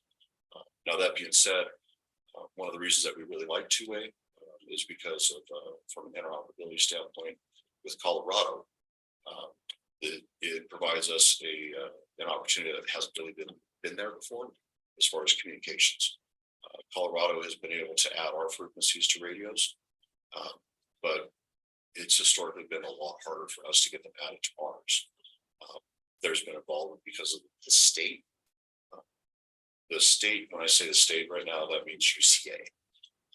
Over the past 15 years, that's changed from a number of different entities, and it's morphed into what UCA is now. And UCA, as you probably know, has a clear directive to move everybody to P25, 700 megahertz, but it's still a digital band radio. The police department, the fire department, and as well as our department, all invested in P25 capable radios. They're going to be changing out of that entire system here in the near future. So as far as visioning, we kind of work in lockstep with the state in a lot of regards. Right, I mean, we'll be ready for that changeover and. Yeah, absolutely. The system's already in place. We have routers, consoles, all sorts of things. We've just upgraded our microwave systems are able to deal with it. It's technically live and in testing. They're not handing out radios yet because of the testing aspects of it. There's still some questions, particularly on how dispatch centers and some other resources are going to be involved, which is kind of new news. It's something that I think won't be able to be overcome. Yeah. But yeah, any visioning or any of that kind of stuff, it would be lockstep. Like I said, the sheriff really calls it, but we really try to foster those relationships with the state there. And UCA and a lot of the cooperations that we've had, particularly on Bald Mesa and otherwise, have been kind of cooperative, like they'll scratch each other's back kind of thing over the years. The state has, had agreements that have been loose, if you want to put it that way. But I mean, the agreements date back to the 70s and 60s too. Where it was, put the tower up there. Things change. But at the time, Grant County, like I said, I could go on and on about this, but Grant County over the years and our way that our public safety radio has evolved is interesting. It's different than our neighboring counties or neighboring counties. Back then, have hired radio techs and they've kept track of all these systems. We have relied on the state in a lot of regards and their radio shop in order to be able to update our VHF system. There's a lot of acronyms and things being thrown around for the rest of you guys. So VHF is a very high frequency. It's a radio band. It's what we do public safety forever. There's an 800 system, which is proprietary. It's a digital radio. The state of Utah entered that system during the 2002 Winter Olympics. There was several $1 million that went into that system up front. It's an aging system that's due to be replaced. It's being replaced now with the next generation, which is a P25 digital radio system. It's kind of a not so proprietary system. You kind of buy into it in different ways. The state is running and they own all of it. The uniqueness with ours, like I said, we've relied on the state to maintain our VHF systems for years. Since the consolidation of the radio shop, they've essentially stopped doing that. And they've come as far just short saying that we are not going to support any VHF systems anymore. So here that puts us in a hard position of like, well, we relied on the state for years to, come to break fix and that's not. They don't do it. Maintenance doesn't get done. Replacement schedules don't get done right. And now we're left. So it's a good thing having two-way here, and they're willing to help out and support any of the other great local agencies here, and they're interested. Okay, does that answer your question? It does. Yeah, probably more so. I appreciate it. All right. Anyone else have anything for Matt? Thanks, Matt. Thanks. I'm really sorry. I told these guys it's going to be like 5 minutes. I'm out of here. Thank you. All right. Thank you. Yeah, appreciate it. All right. We have no agency reports today, so we're up to general reports. Commission member disclosures. Any commissioner? Yes, Mike. Commission member disclosures, I will be recusing myself from our agenda item number 2, our alternative dwelling overlay intent to apply submissions are postponed decisions as I was part of the previous decisions. Great. Thank you, Mike. Anyone else have anything? Looks like not. So we will move on to commission reports and future considerations. Let's see, is Bill still on Zoom? Bill, are you prepared to do a report right now? Yes, I am. I've got a fairly short one. Only thing I've really got to report, several of you were there with me, but we were at the Raptor State Park groundbreaking recently, and construction has been going on there for a couple of months, but the groundbreaking just took part last week. It looks like the first thing that will be accomplished out there will be the housing for the highway patrol, which will help them out immensely. So several of the folks on that highway patrol are traveling pretty far distance just to work in our district. And also they're struggling to get people to work down here because, as we all know, housing is an issue. The other thing, I'm just working through the budget advisory meetings with Gabe and his crew, and I've been to a couple of those meetings, and previous to that, why Mike filled in for me on a couple of them, and that's all I've got. Awesome. Thank you, Bill. Yep, thank you. Kevin. I also have a short report. Like Bill, I've been to budget advisory board meetings, which we will be hearing a lot about, before the end of the year. And yeah, that's all I have. Great. Thank you. Moving right along, Evan. The end of the month is also quiet for me, but I will say that the CJCC that met and had a very productive meeting. So kudos to Quinn and Stephen's office, specifically Christine Hoffine, did a great job with some mapping and planning. And we kind of had a slow rollout from the beginning of the year, but the UAC representatives were very complimentary of where we're at now and reassuring that we're on track to not just get that completed, but we had a productive discussion around some goals and requests around things that were identified as room for improvement. So great meeting with well attended, and it's nice to collaborate with other players.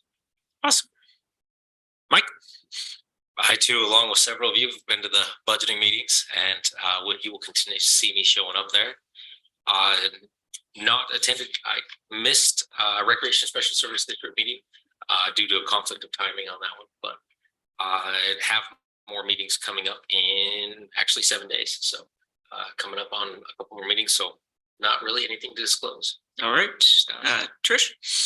Okay, so I went to a mock meeting on September 20th. It's always really vibrant, lots of people. I think just the one thing I'll pull out that I thought was interesting, there's lots of projects going on in Mill and Pack Creeks, restoration. Bill Holst talked quite a bit about all of the work that he's been up to.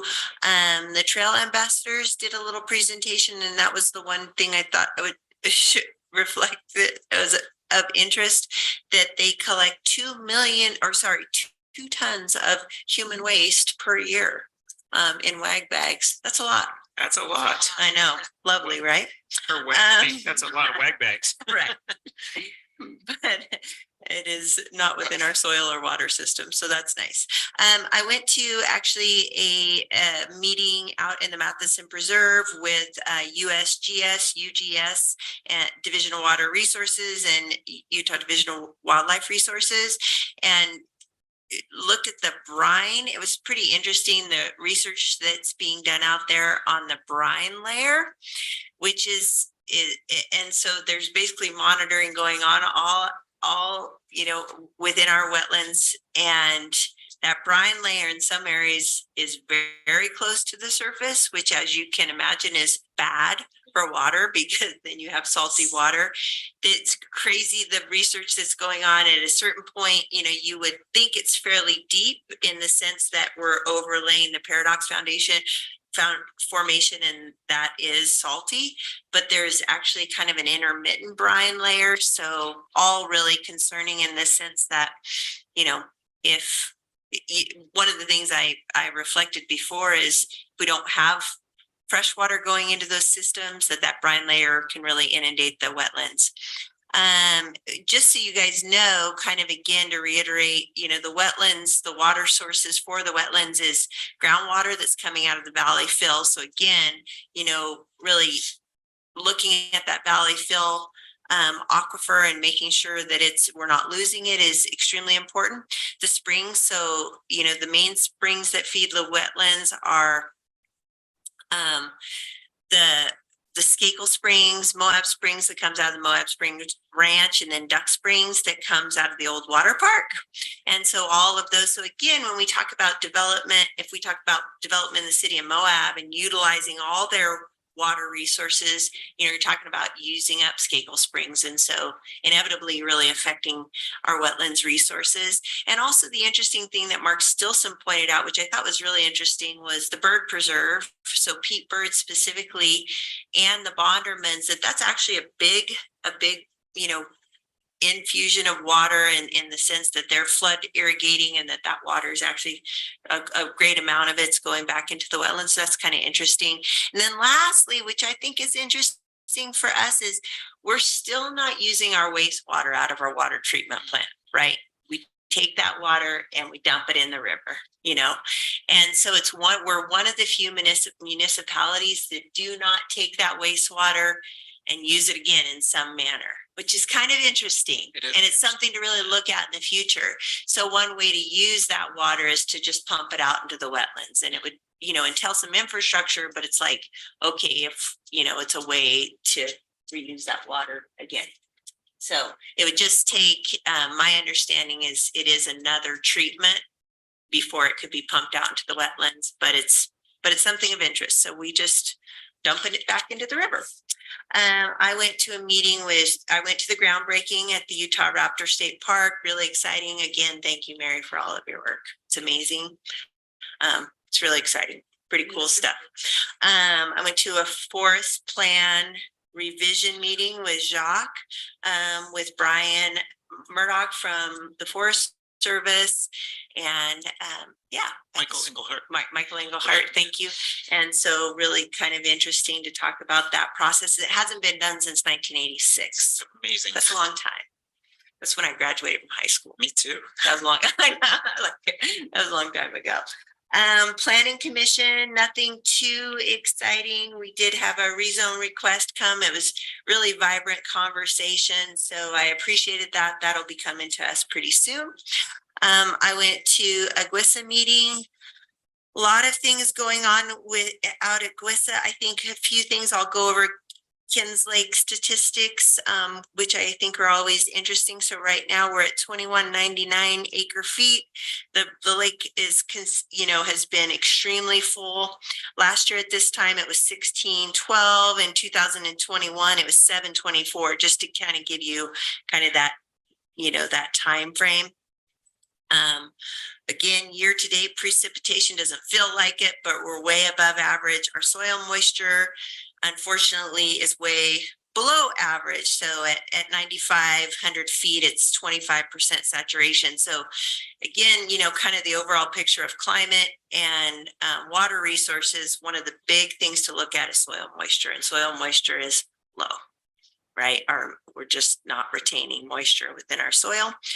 They actually had their annual audit, and the only thing that came up were OPMA issues, and this is something I've already talked to Stephen about, and so they're working on that, making sure that all of their members are trained on Open and Public Meetings Act.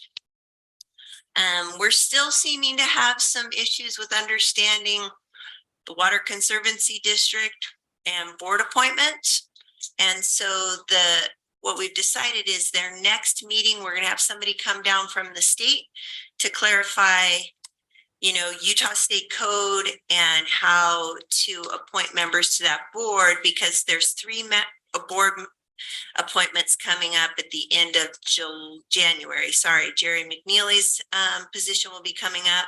Preston Paxman's position will be coming up. Those are both Grand County positions. And then Brian Backus's position will be coming up, which is the San Juan County appointment. So, I think it's really important that we get that cleaned up and we all are on the same page. And then lastly, last night I went to a mosquito abatement meeting, and mosquito numbers have fallen sharply in September, and they are reflecting on a tax increase in the next year. So just minor, pretty minor. Huh? They have to come through us. Yes. Yep. The right to get through the taxes. Yep. Their new director, he's awesome. He's just great, you know, working really hard, so. That's Question- it, I have sorry. a question. Yeah.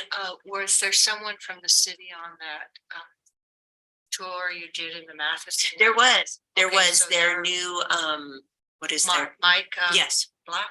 Oh, yeah. yes. Yeah, he was with us, which was great. Yeah, because they're the ones in Yeah. charge of. I agree with that. Wastewater. But it would be something that would be worthwhile us partnering with them, I agree. because it's gonna be some money, Yeah, I agree. infrastructure money. Yeah, I agree. I think it's something really, it doesn't seem important, but when you look at the viability of the wetlands in the future, if we do start taking that water, it's real important. Yeah. Yeah. It Right. seems to be common sense. Thanks, Trish. Sorry about that. That was long. No worries. My apologies. Everyone else is short, so you're making up for it. It's very All interesting. right, Mary. I went to an economic development advisory board. There was a lot of discussion on what to go for our block grants. And it was finally decided that we would go for a block grant for Royal Crossing to help with their next phases. And to give a letter of support to the city for the block grant they're going to assess. One of the biggest part of the meeting that I thought was was interesting and also very, I think a good thing, is that we think the Economic Development Advisory Board might be a really good place for us to start collaborating more with the city. And so we're going to start to a process of working really closely with the city on their needs and our needs and everything, because we all want to have better communication with the city, but we don't at this point have a real good process. And we're looking at it perhaps with the Economic Development Advisory Board, that can be where it happens. And so that was exciting. I met with Tara Rollins from the Utah Housing Coalition.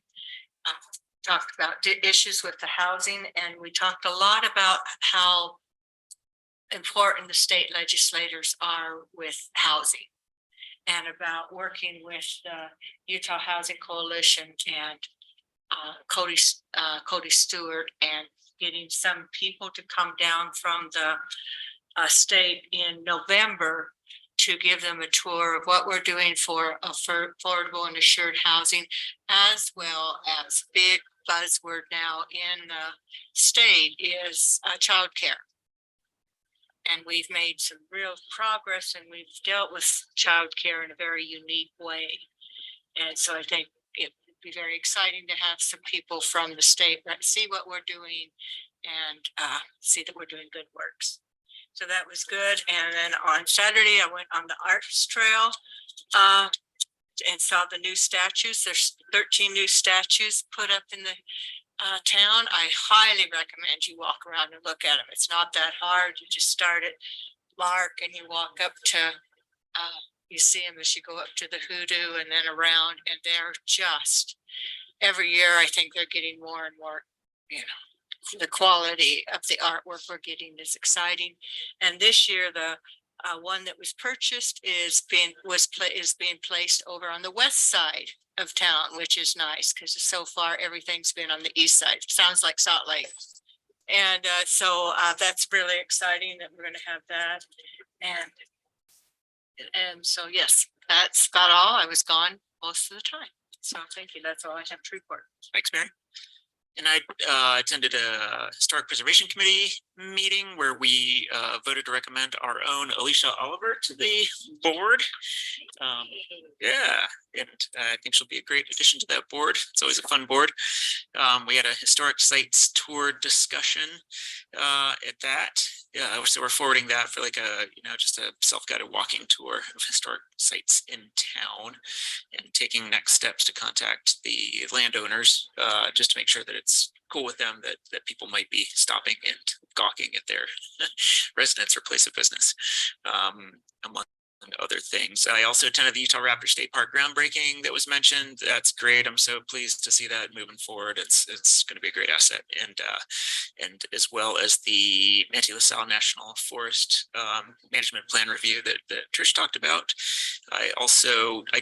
Mary brought up earlier, wanting to know more about the Spanish Valley Drive project. So I attended a very small meeting with our county engineer and county roads department managers to talk about that. And we're somewhere in the spot of working on the right of ways. There are many right of ways that need to be acquired to take the next steps of that. But it is moving forward. It's slowly moving forward, but it's happening. I also attended a responsible rec meeting. We had a review of the climbing movie and climbing outreach night, and that went successfully. There's another one on the 14th. We also had a budget discussion for the whole responsible rec program, and it was shared with us that the initial results of the USU study they're doing like kind of a comprehensive study to talk about how the responsible rec program may be succeeding and impacts are the initial results are in, and they will be shared with us soon. And that's also an ongoing study. So I'm looking forward to seeing the results of that for sure. Yeah. And that's it. That's all I have. Yeah, Trish. Just a couple more. One, I met with some folks from USU, and they're really just wanting to know, like, how can they become a little bit more, collaborative with the county. So I gave them a bunch of ideas. Great. And one was, more studies, especially I think with planning and zoning, for example, any kind of studies that we need at a county level. I think it's great to reach out to USU, right? You have some grad student do it. And then the last thing I wanted to, with historic preservation, is the Elm Greens had somebody from the Utah Historical Society come out and evaluate that Rubidoux inscription. And it's unfortunately got a portion of it has fallen off. And the other, and we're talking, this inscription's, this big. And the other piece, unfortunately, has water seeping behind it. And so it's eventually going to just have to come off. And so I think it would be great that the county partners in some manner they were basically stating like it needs to be housed somewhere. I mean, you're talking about a piece of American history that, cannot be lost in some basement somewhere. So just a thought. So just to maybe pass on to you guys and start kind of thinking about that. Definitely. Yeah. Yeah, you might want to come to the next meeting. I think it's in the next one will be in November. Okay. Yeah. I can give you a heads up. That. Okay, cool. All right. All right, on to our elected official reports. I'll start with our clerk. Gabe, do you have anything to report at this time? Yeah, well, there's a lot going on. Just running the budget advisory board meetings, still quite busy meeting with department heads in our slow efforts, but consistent and steady effort to prepare the budget. The election is pretty well upon us. The municipal election that is scheduled for November 21st, general. We're expecting ballot PDFs to be complete sometime this week, because this Friday is actually the UOCAVA deadline. That's Uniformed and Overseas Citizens Absentee Voting Act. And so if there are folks that are Grand County residents that are living overseas or otherwise, or also active service members, that we are able to transmit them a ballot. And it just so turns out there aren't currently any UOCAVA voters in Moab City, but it's interesting to note anyway. Usually on a even year, we'll have at least a few of those. Last week, Chief Deputy Van Horn and I went up to Provo for a in-depth hands-on training for the election equipment that we use, mainly our ballot marking device, which are also called the express votes. Those are the ones that are on stands outside in the lobby around election day, as well as the tabulators, which are the DS200s, is where we feed the ballots into for tabulation, and then that data is then brought through the election computer and software. That was a really good opportunity. I had gotten some training on site here when I came on last year, but this was the first time that it was like, a chance to really learn and know everything there is to know about these machines. I thought it was beneficial. State statute requires the Lieutenant Governor's office to conduct a biennial audit of the voter registration database, and that was just recently completed, and that's to ensure registrations are being accurately processed according to law as they come in. And there were, as part of that audit, there were 6 voter records in Grand County that were audited, and that includes 72 individual data points for those 6 voter records. And there were 0 findings for those 6 records upon that review. So we're one of 12 counties in the state that had 0 findings on our registrations. Nice job. Yeah, so that's a testament not only to the wonderful job that Chief Deputy Van Horn's been doing as she's come on. She's very thorough and very good at when she puts her, when she commits to some things. And I knew that when I hired her. But also I think it's also a nod to Janice Smith and the work that she did to establish a great elections division here in Grand County, because some of those records that were reviewed, might not have been touched by staff this year. So I think it's a nod to both of those people in particular. I'm meeting with the Lieutenant Governor's Office Director of Elections, Ryan Cawley, this Thursday. We have a new county liaison. Shelley Jackson had been in the Lieutenant Governor's Office, had served as our liaison. We were assigned a new one. Her name is Brooke Taylor. So I'll get to meet her along with Ryan coming down. It's actually the first time he's come down to Grand. So that's great. I'll get to tease him about being a Cubs fan because the Brewers are in the playoffs and not the Cubs. And otherwise, yeah, budget. I met with Commissioner Walker to discuss revenue projection methodologies.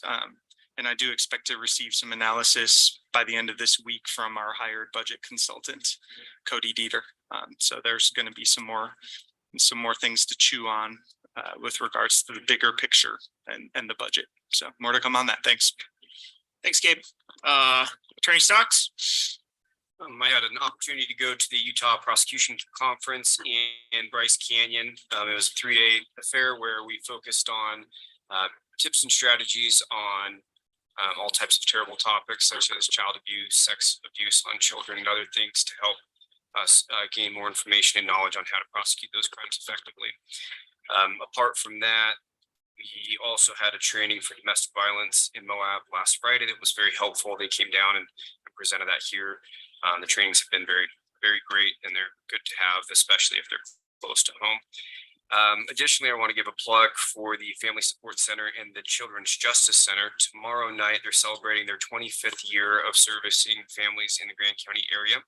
It'll be tomorrow night at the Family Support Center, the Christmas Box House. Starts at 5:30 with a reception, 6:30 the program starts, and then they'll have light refreshments as well. I'd encourage people to come out. They do a lot of wonderful things for the community, and I think it's really important that we continue to show them support. Thank you. So it starts at 5:30, but the presentations are at 6:30? Correct. The reception starts at 5:30. The program begins at 6:30. Awesome. Thank you, Stephen. And it looks like the sheriff is not with us today. Okay, great. Thank you. All right, we'll move on to administrator's report. Mallory? Okay, I spent an immense amount of time on the spreadsheet of doom. So hopefully there was some stuff in there.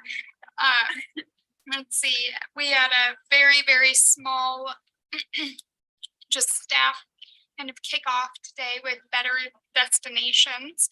It was a quick kind of meet and greet background, going over the basics for the economic development strategic plan.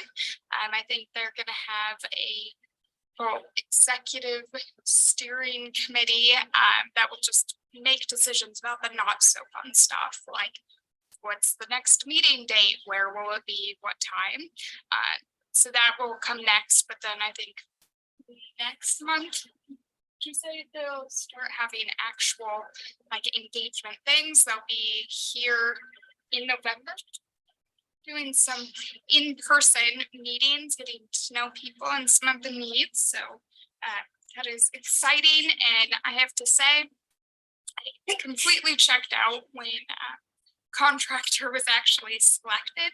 So being there today and being mentally present, it was very, very impressive to see the team that they put together, and all of the consultants working on that project have just an insane amount of experience, especially with some of the things that you all are looking for. So I think that's going to be a great project, and we might be coming to you at the next meeting to see if you'd like to go forward with some of the other services that were discussed, like a visitor survey, a residence survey.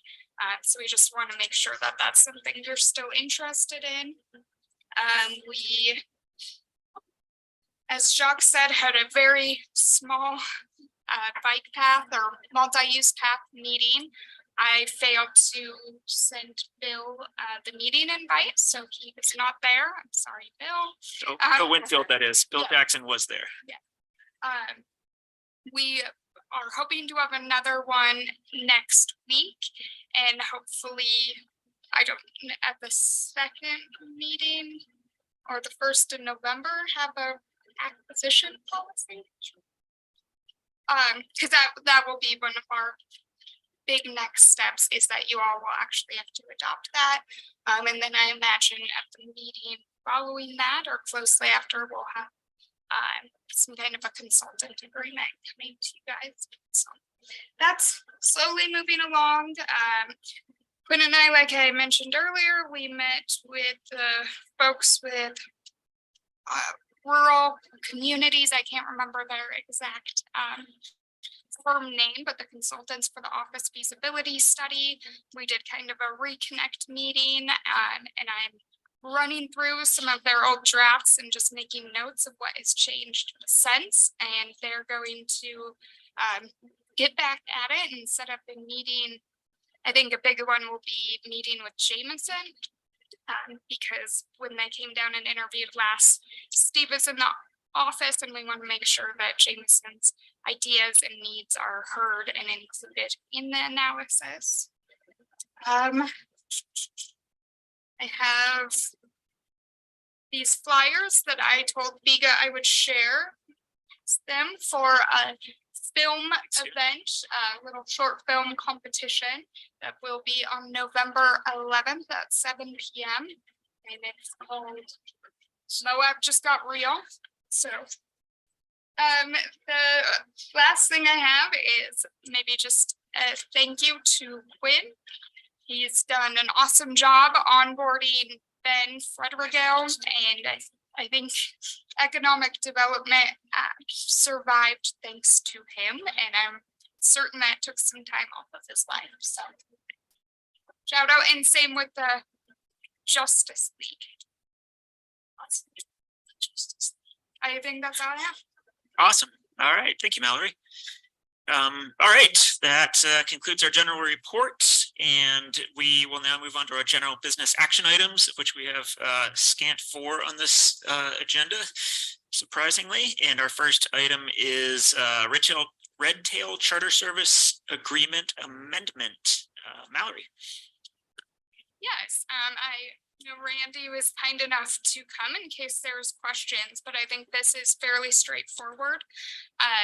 Randy, chime in or correct me if I'm wrong on any of this, but with Delta continuing their air service as of now to the airport from Salt Lake City, it's decided that we're hoping you will extend their agreement by a month, pushing it back for the start date, and then subsequently a month longer into 2024, just so that you can hopefully get the biggest bang for your buck and meet the intent of the grant, which is to provide that service in the absence of otherwise established commercial airspace. So no other terms would change, just dates need to be. All right. Yes, Mary. I move to approve the amendment to the grant agreement with Redtail for the charter service to Salt Lake City. Thank you. All right, so I have a motion by Commissioner McGann and a second from Commissioner McCurdy to approve. Any further discussion on this one? Kevin? Yeah, I guess I was just looking at the packet. I'm confused. So there isn't the red line in the packet, but it's only the date changing, or are there other changes? There isn't a red line because it's a first amendment, so it's that separate document that just calls out the sections that are changing in the agreement. Okay. But yes. So the first one says the contract period says June 28th, so it starts in the past. No, it's extending the end date. Just okay.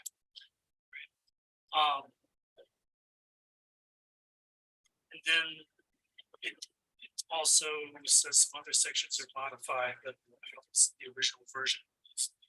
Could you or Randy just kind of outline what the other changes are? Yes, sorry, I don't have it up. So how we do the first amendments or our template calls out, we don't redline it, it just lists what changes to the initial one. So hopefully the initial contract is in there. Added it, but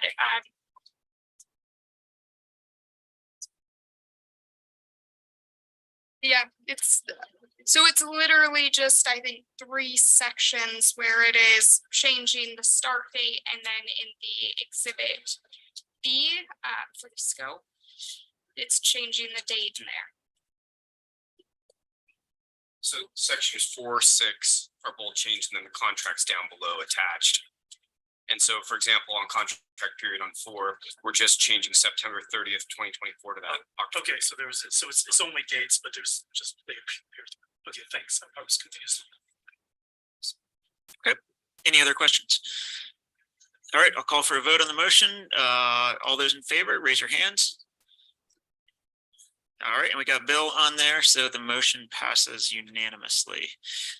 Perfect. All right, we're on to agenda item 2, alternative dwelling overlay, intent to apply submissions round 3, postpone decisions on Sorg and Pertussit projects.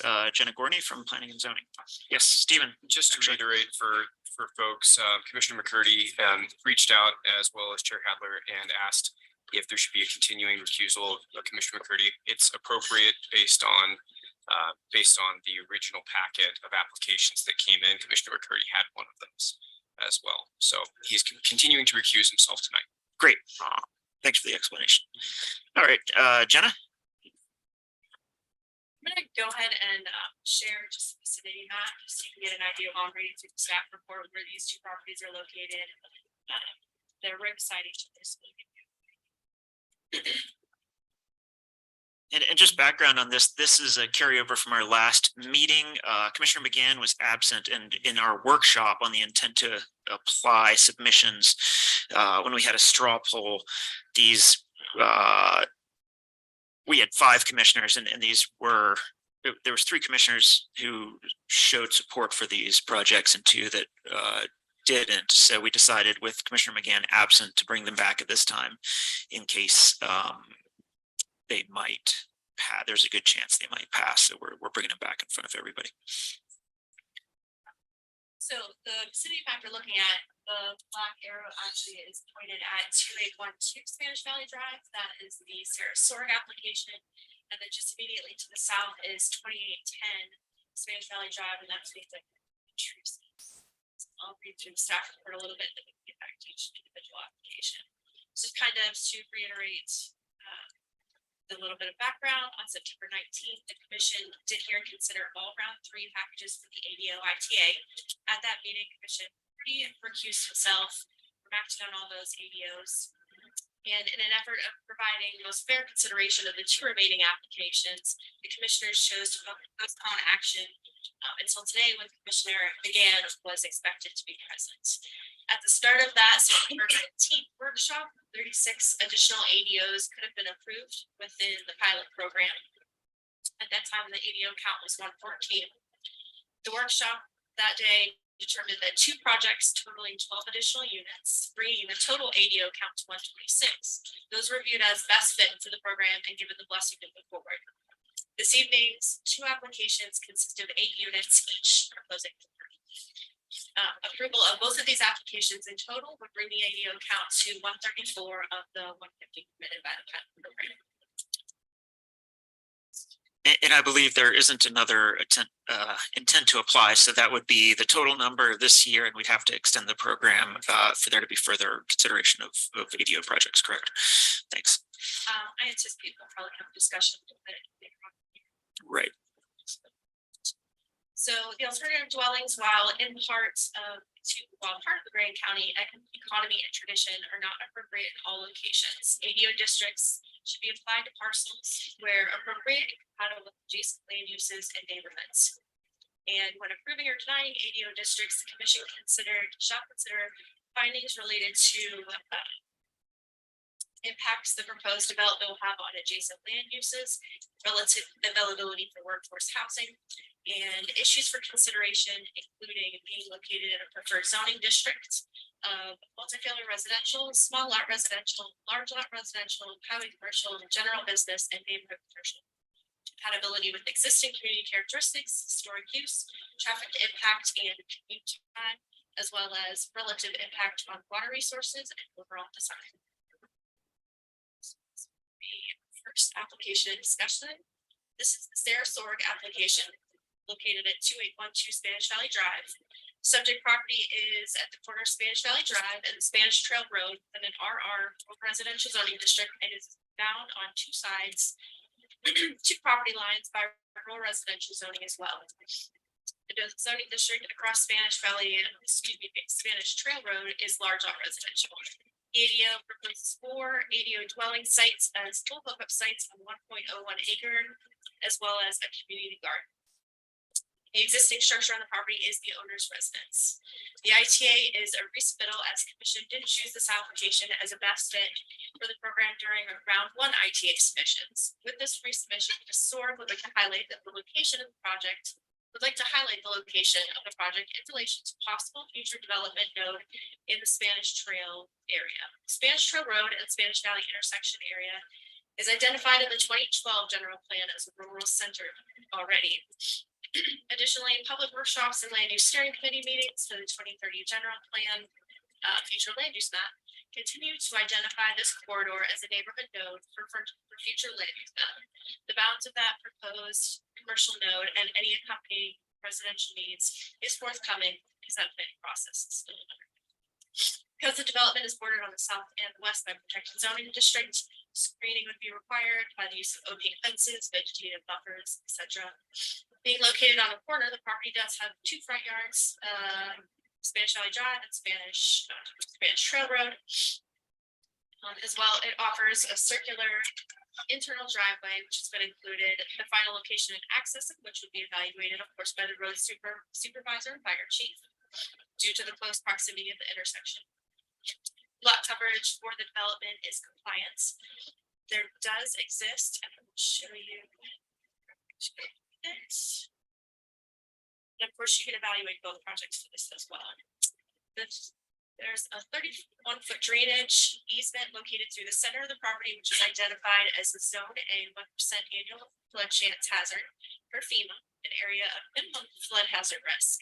The location of that area has been shown in the plan, the master plan, to ensure the development of that property occurs outside the area. And of course, any development in that area would be evaluated by FEMA flood hazard administrator. While located in a rural residential zoning district, not a preferred zoning district, this corner property is located on a major collector route as defined by the UTMP. It is centrally located, having access to the Spanish Trail Road, which is planned for the shared use path. And of course, the location is roughly 5 miles from Moab City Center. I did have the applicant contact me between the last meeting and now. I just would like to clarify that contrary to what their narrative had said, that there is not any intention to build permanently traditionally stick-built homes, and instead they're going to do tiny homes and trailers. Would you like me to just go ahead and redo the other one and then go back to questions? I would be ready to make a motion. What would you prefer, a motion of them together or individually? Yeah. Okay. With that in mind, I would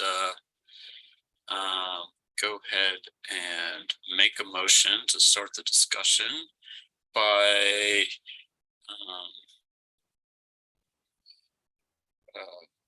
stating support for this ADO ITA to move forward with the request for the alternative dwelling overlay district application. Thanks, Evan. Okay, I have a motion on the table from Commissioner Clapper and a second from Commissioner McGann. Further discussion on this? Start. I did contact both applicants and they both told me that they were going to be in attendance today. I do see our next applicant on, but I'm not sure if there's a visual of. Okay. Yeah. Since I was not here at the last meeting, I've driven by this location. I think I did it again, just to make sure I was looking at the right place. And, I know it is rural residential, but at the future plan, it will not be in the future plan. And the neighbors are all, I was impressed with the fact that the neighbors were okay with this, and they're very close together. And I thought the looks of their plan and what they were planning to do and their community center was good. And so I'm in support. Thank you, Mary.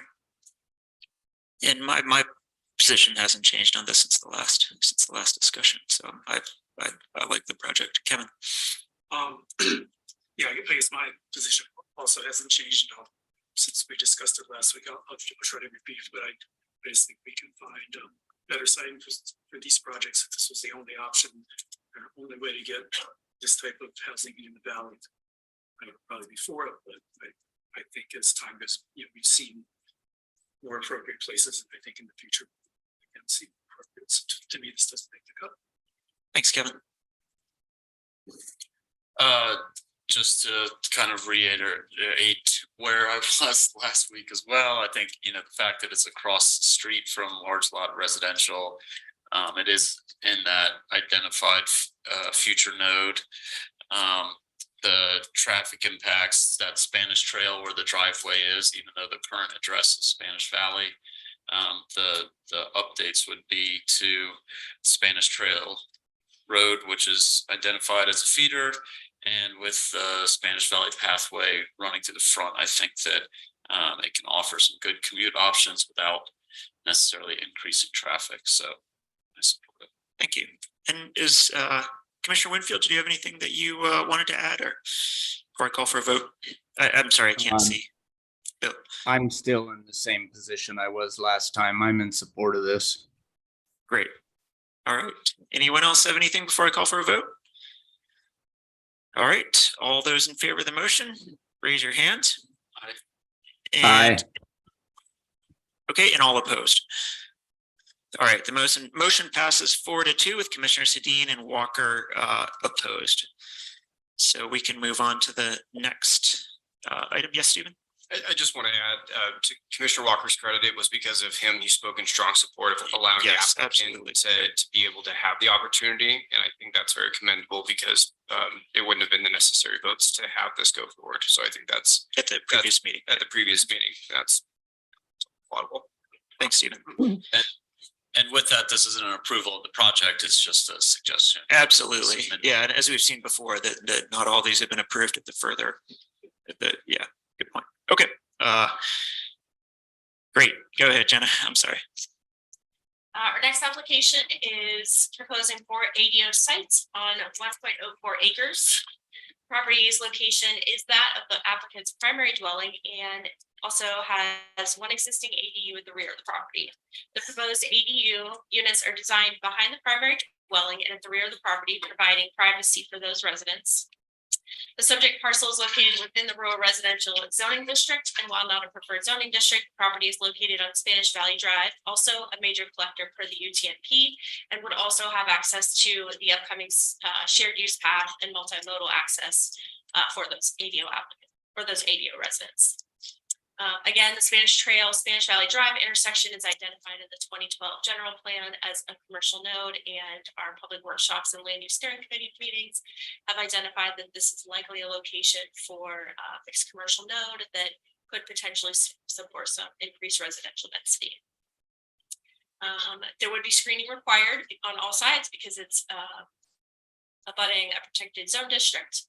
As well, each of the dwelling sites does provide full sewer, water, and electrical access and hookups, and would have access to the future community garden and shared shade structure. Excuse me. Like the Sarasota ADO ITA proposal, located immediately to the north, a 35-foot wide drainage easement is located at the rear portion of the property, and any development through the property would be evaluated by Bill Holstein, being a floodplain administrator. as designed, the development envelope and all design stipulations are met by meeting the development envelope, setbacks, parking, all those required standards. The application does propose a 20-foot internal driveway that provides direct access to each of those units and is designed as a hammerhead style, which would be reviewed and approved by the fire chief as well. The two existing storage structures on the property are proposed to be removed to provide a location for a portion of the planned drive access as well. The 4 dwelling sites do meet the minimum square footage requirement, and the total lot coverage is also in compliance. And as well, this applicant contacted me in between the last meeting and now and just said, for clarification purposes, they're open to the discussion of offering either traditionally stick-built homes, tiny homes, whatever the commission would like to discuss as an option. They're open to that. All right. Thank you, Jenna. Anyone have any I think my only question was for Jenna. The driveway and their part, it all seems kind of cramped. So I definitely want the fire chief to sign off on that ability for a fire truck to get back there and turn around. It seems a little convoluted. That's all my opinion. I think when I'm looking at these just regular boat truck things, you know what I mean? Yeah. There's no So scale he has, drawing and yeah. such, Yeah. so, I know. It's yeah, like, I'll work that out. okay, thank you. I think that does bring up a good point though, that it's not us that's approving all the like drainage stuff and I mean, they'll still need to meet the codes that are in place. So there's a lot of work to do after this. With that in mind, I would move or state my support for this ADO application to move forward with a full rezone request for the ADO overlay via the application. Is it just me or is this recommended motion readable? It's okay. I think I got the point across. All right. No, it's. I got it. Okay, so It was me, not you.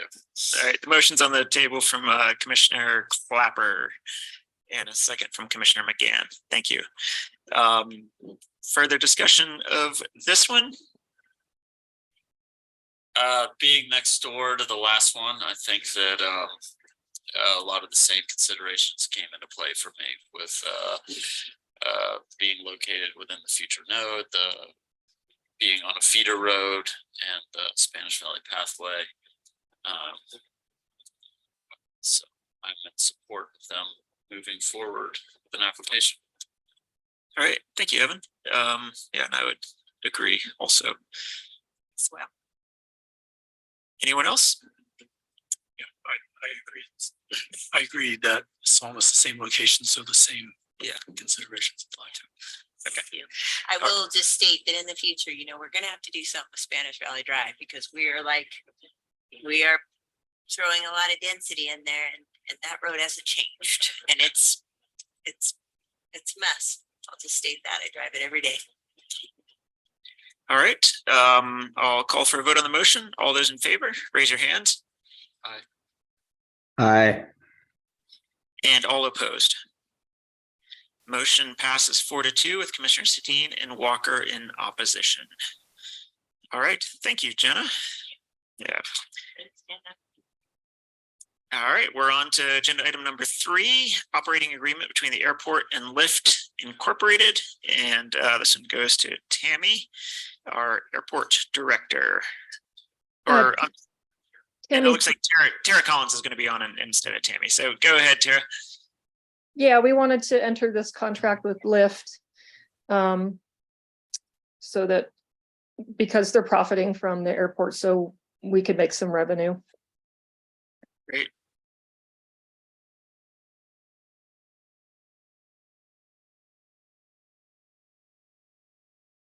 Yes, Mary? I'll make a motion. I move to approve the operating agreement with Lyft Incorporated. Thank you, Mary. Second from Mike. All right, I have a motion to approve from Commissioner McGann, a second from Commissioner McCurdy.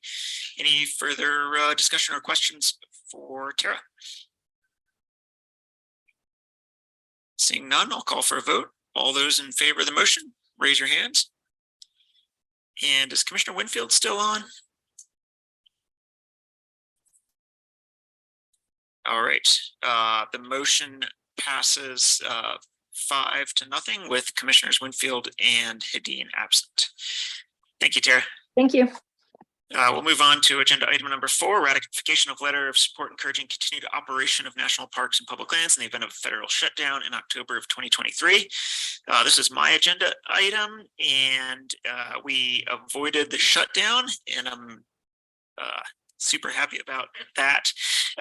We've had a few of these shutdowns before, and we've had the national parks both closed and not closed.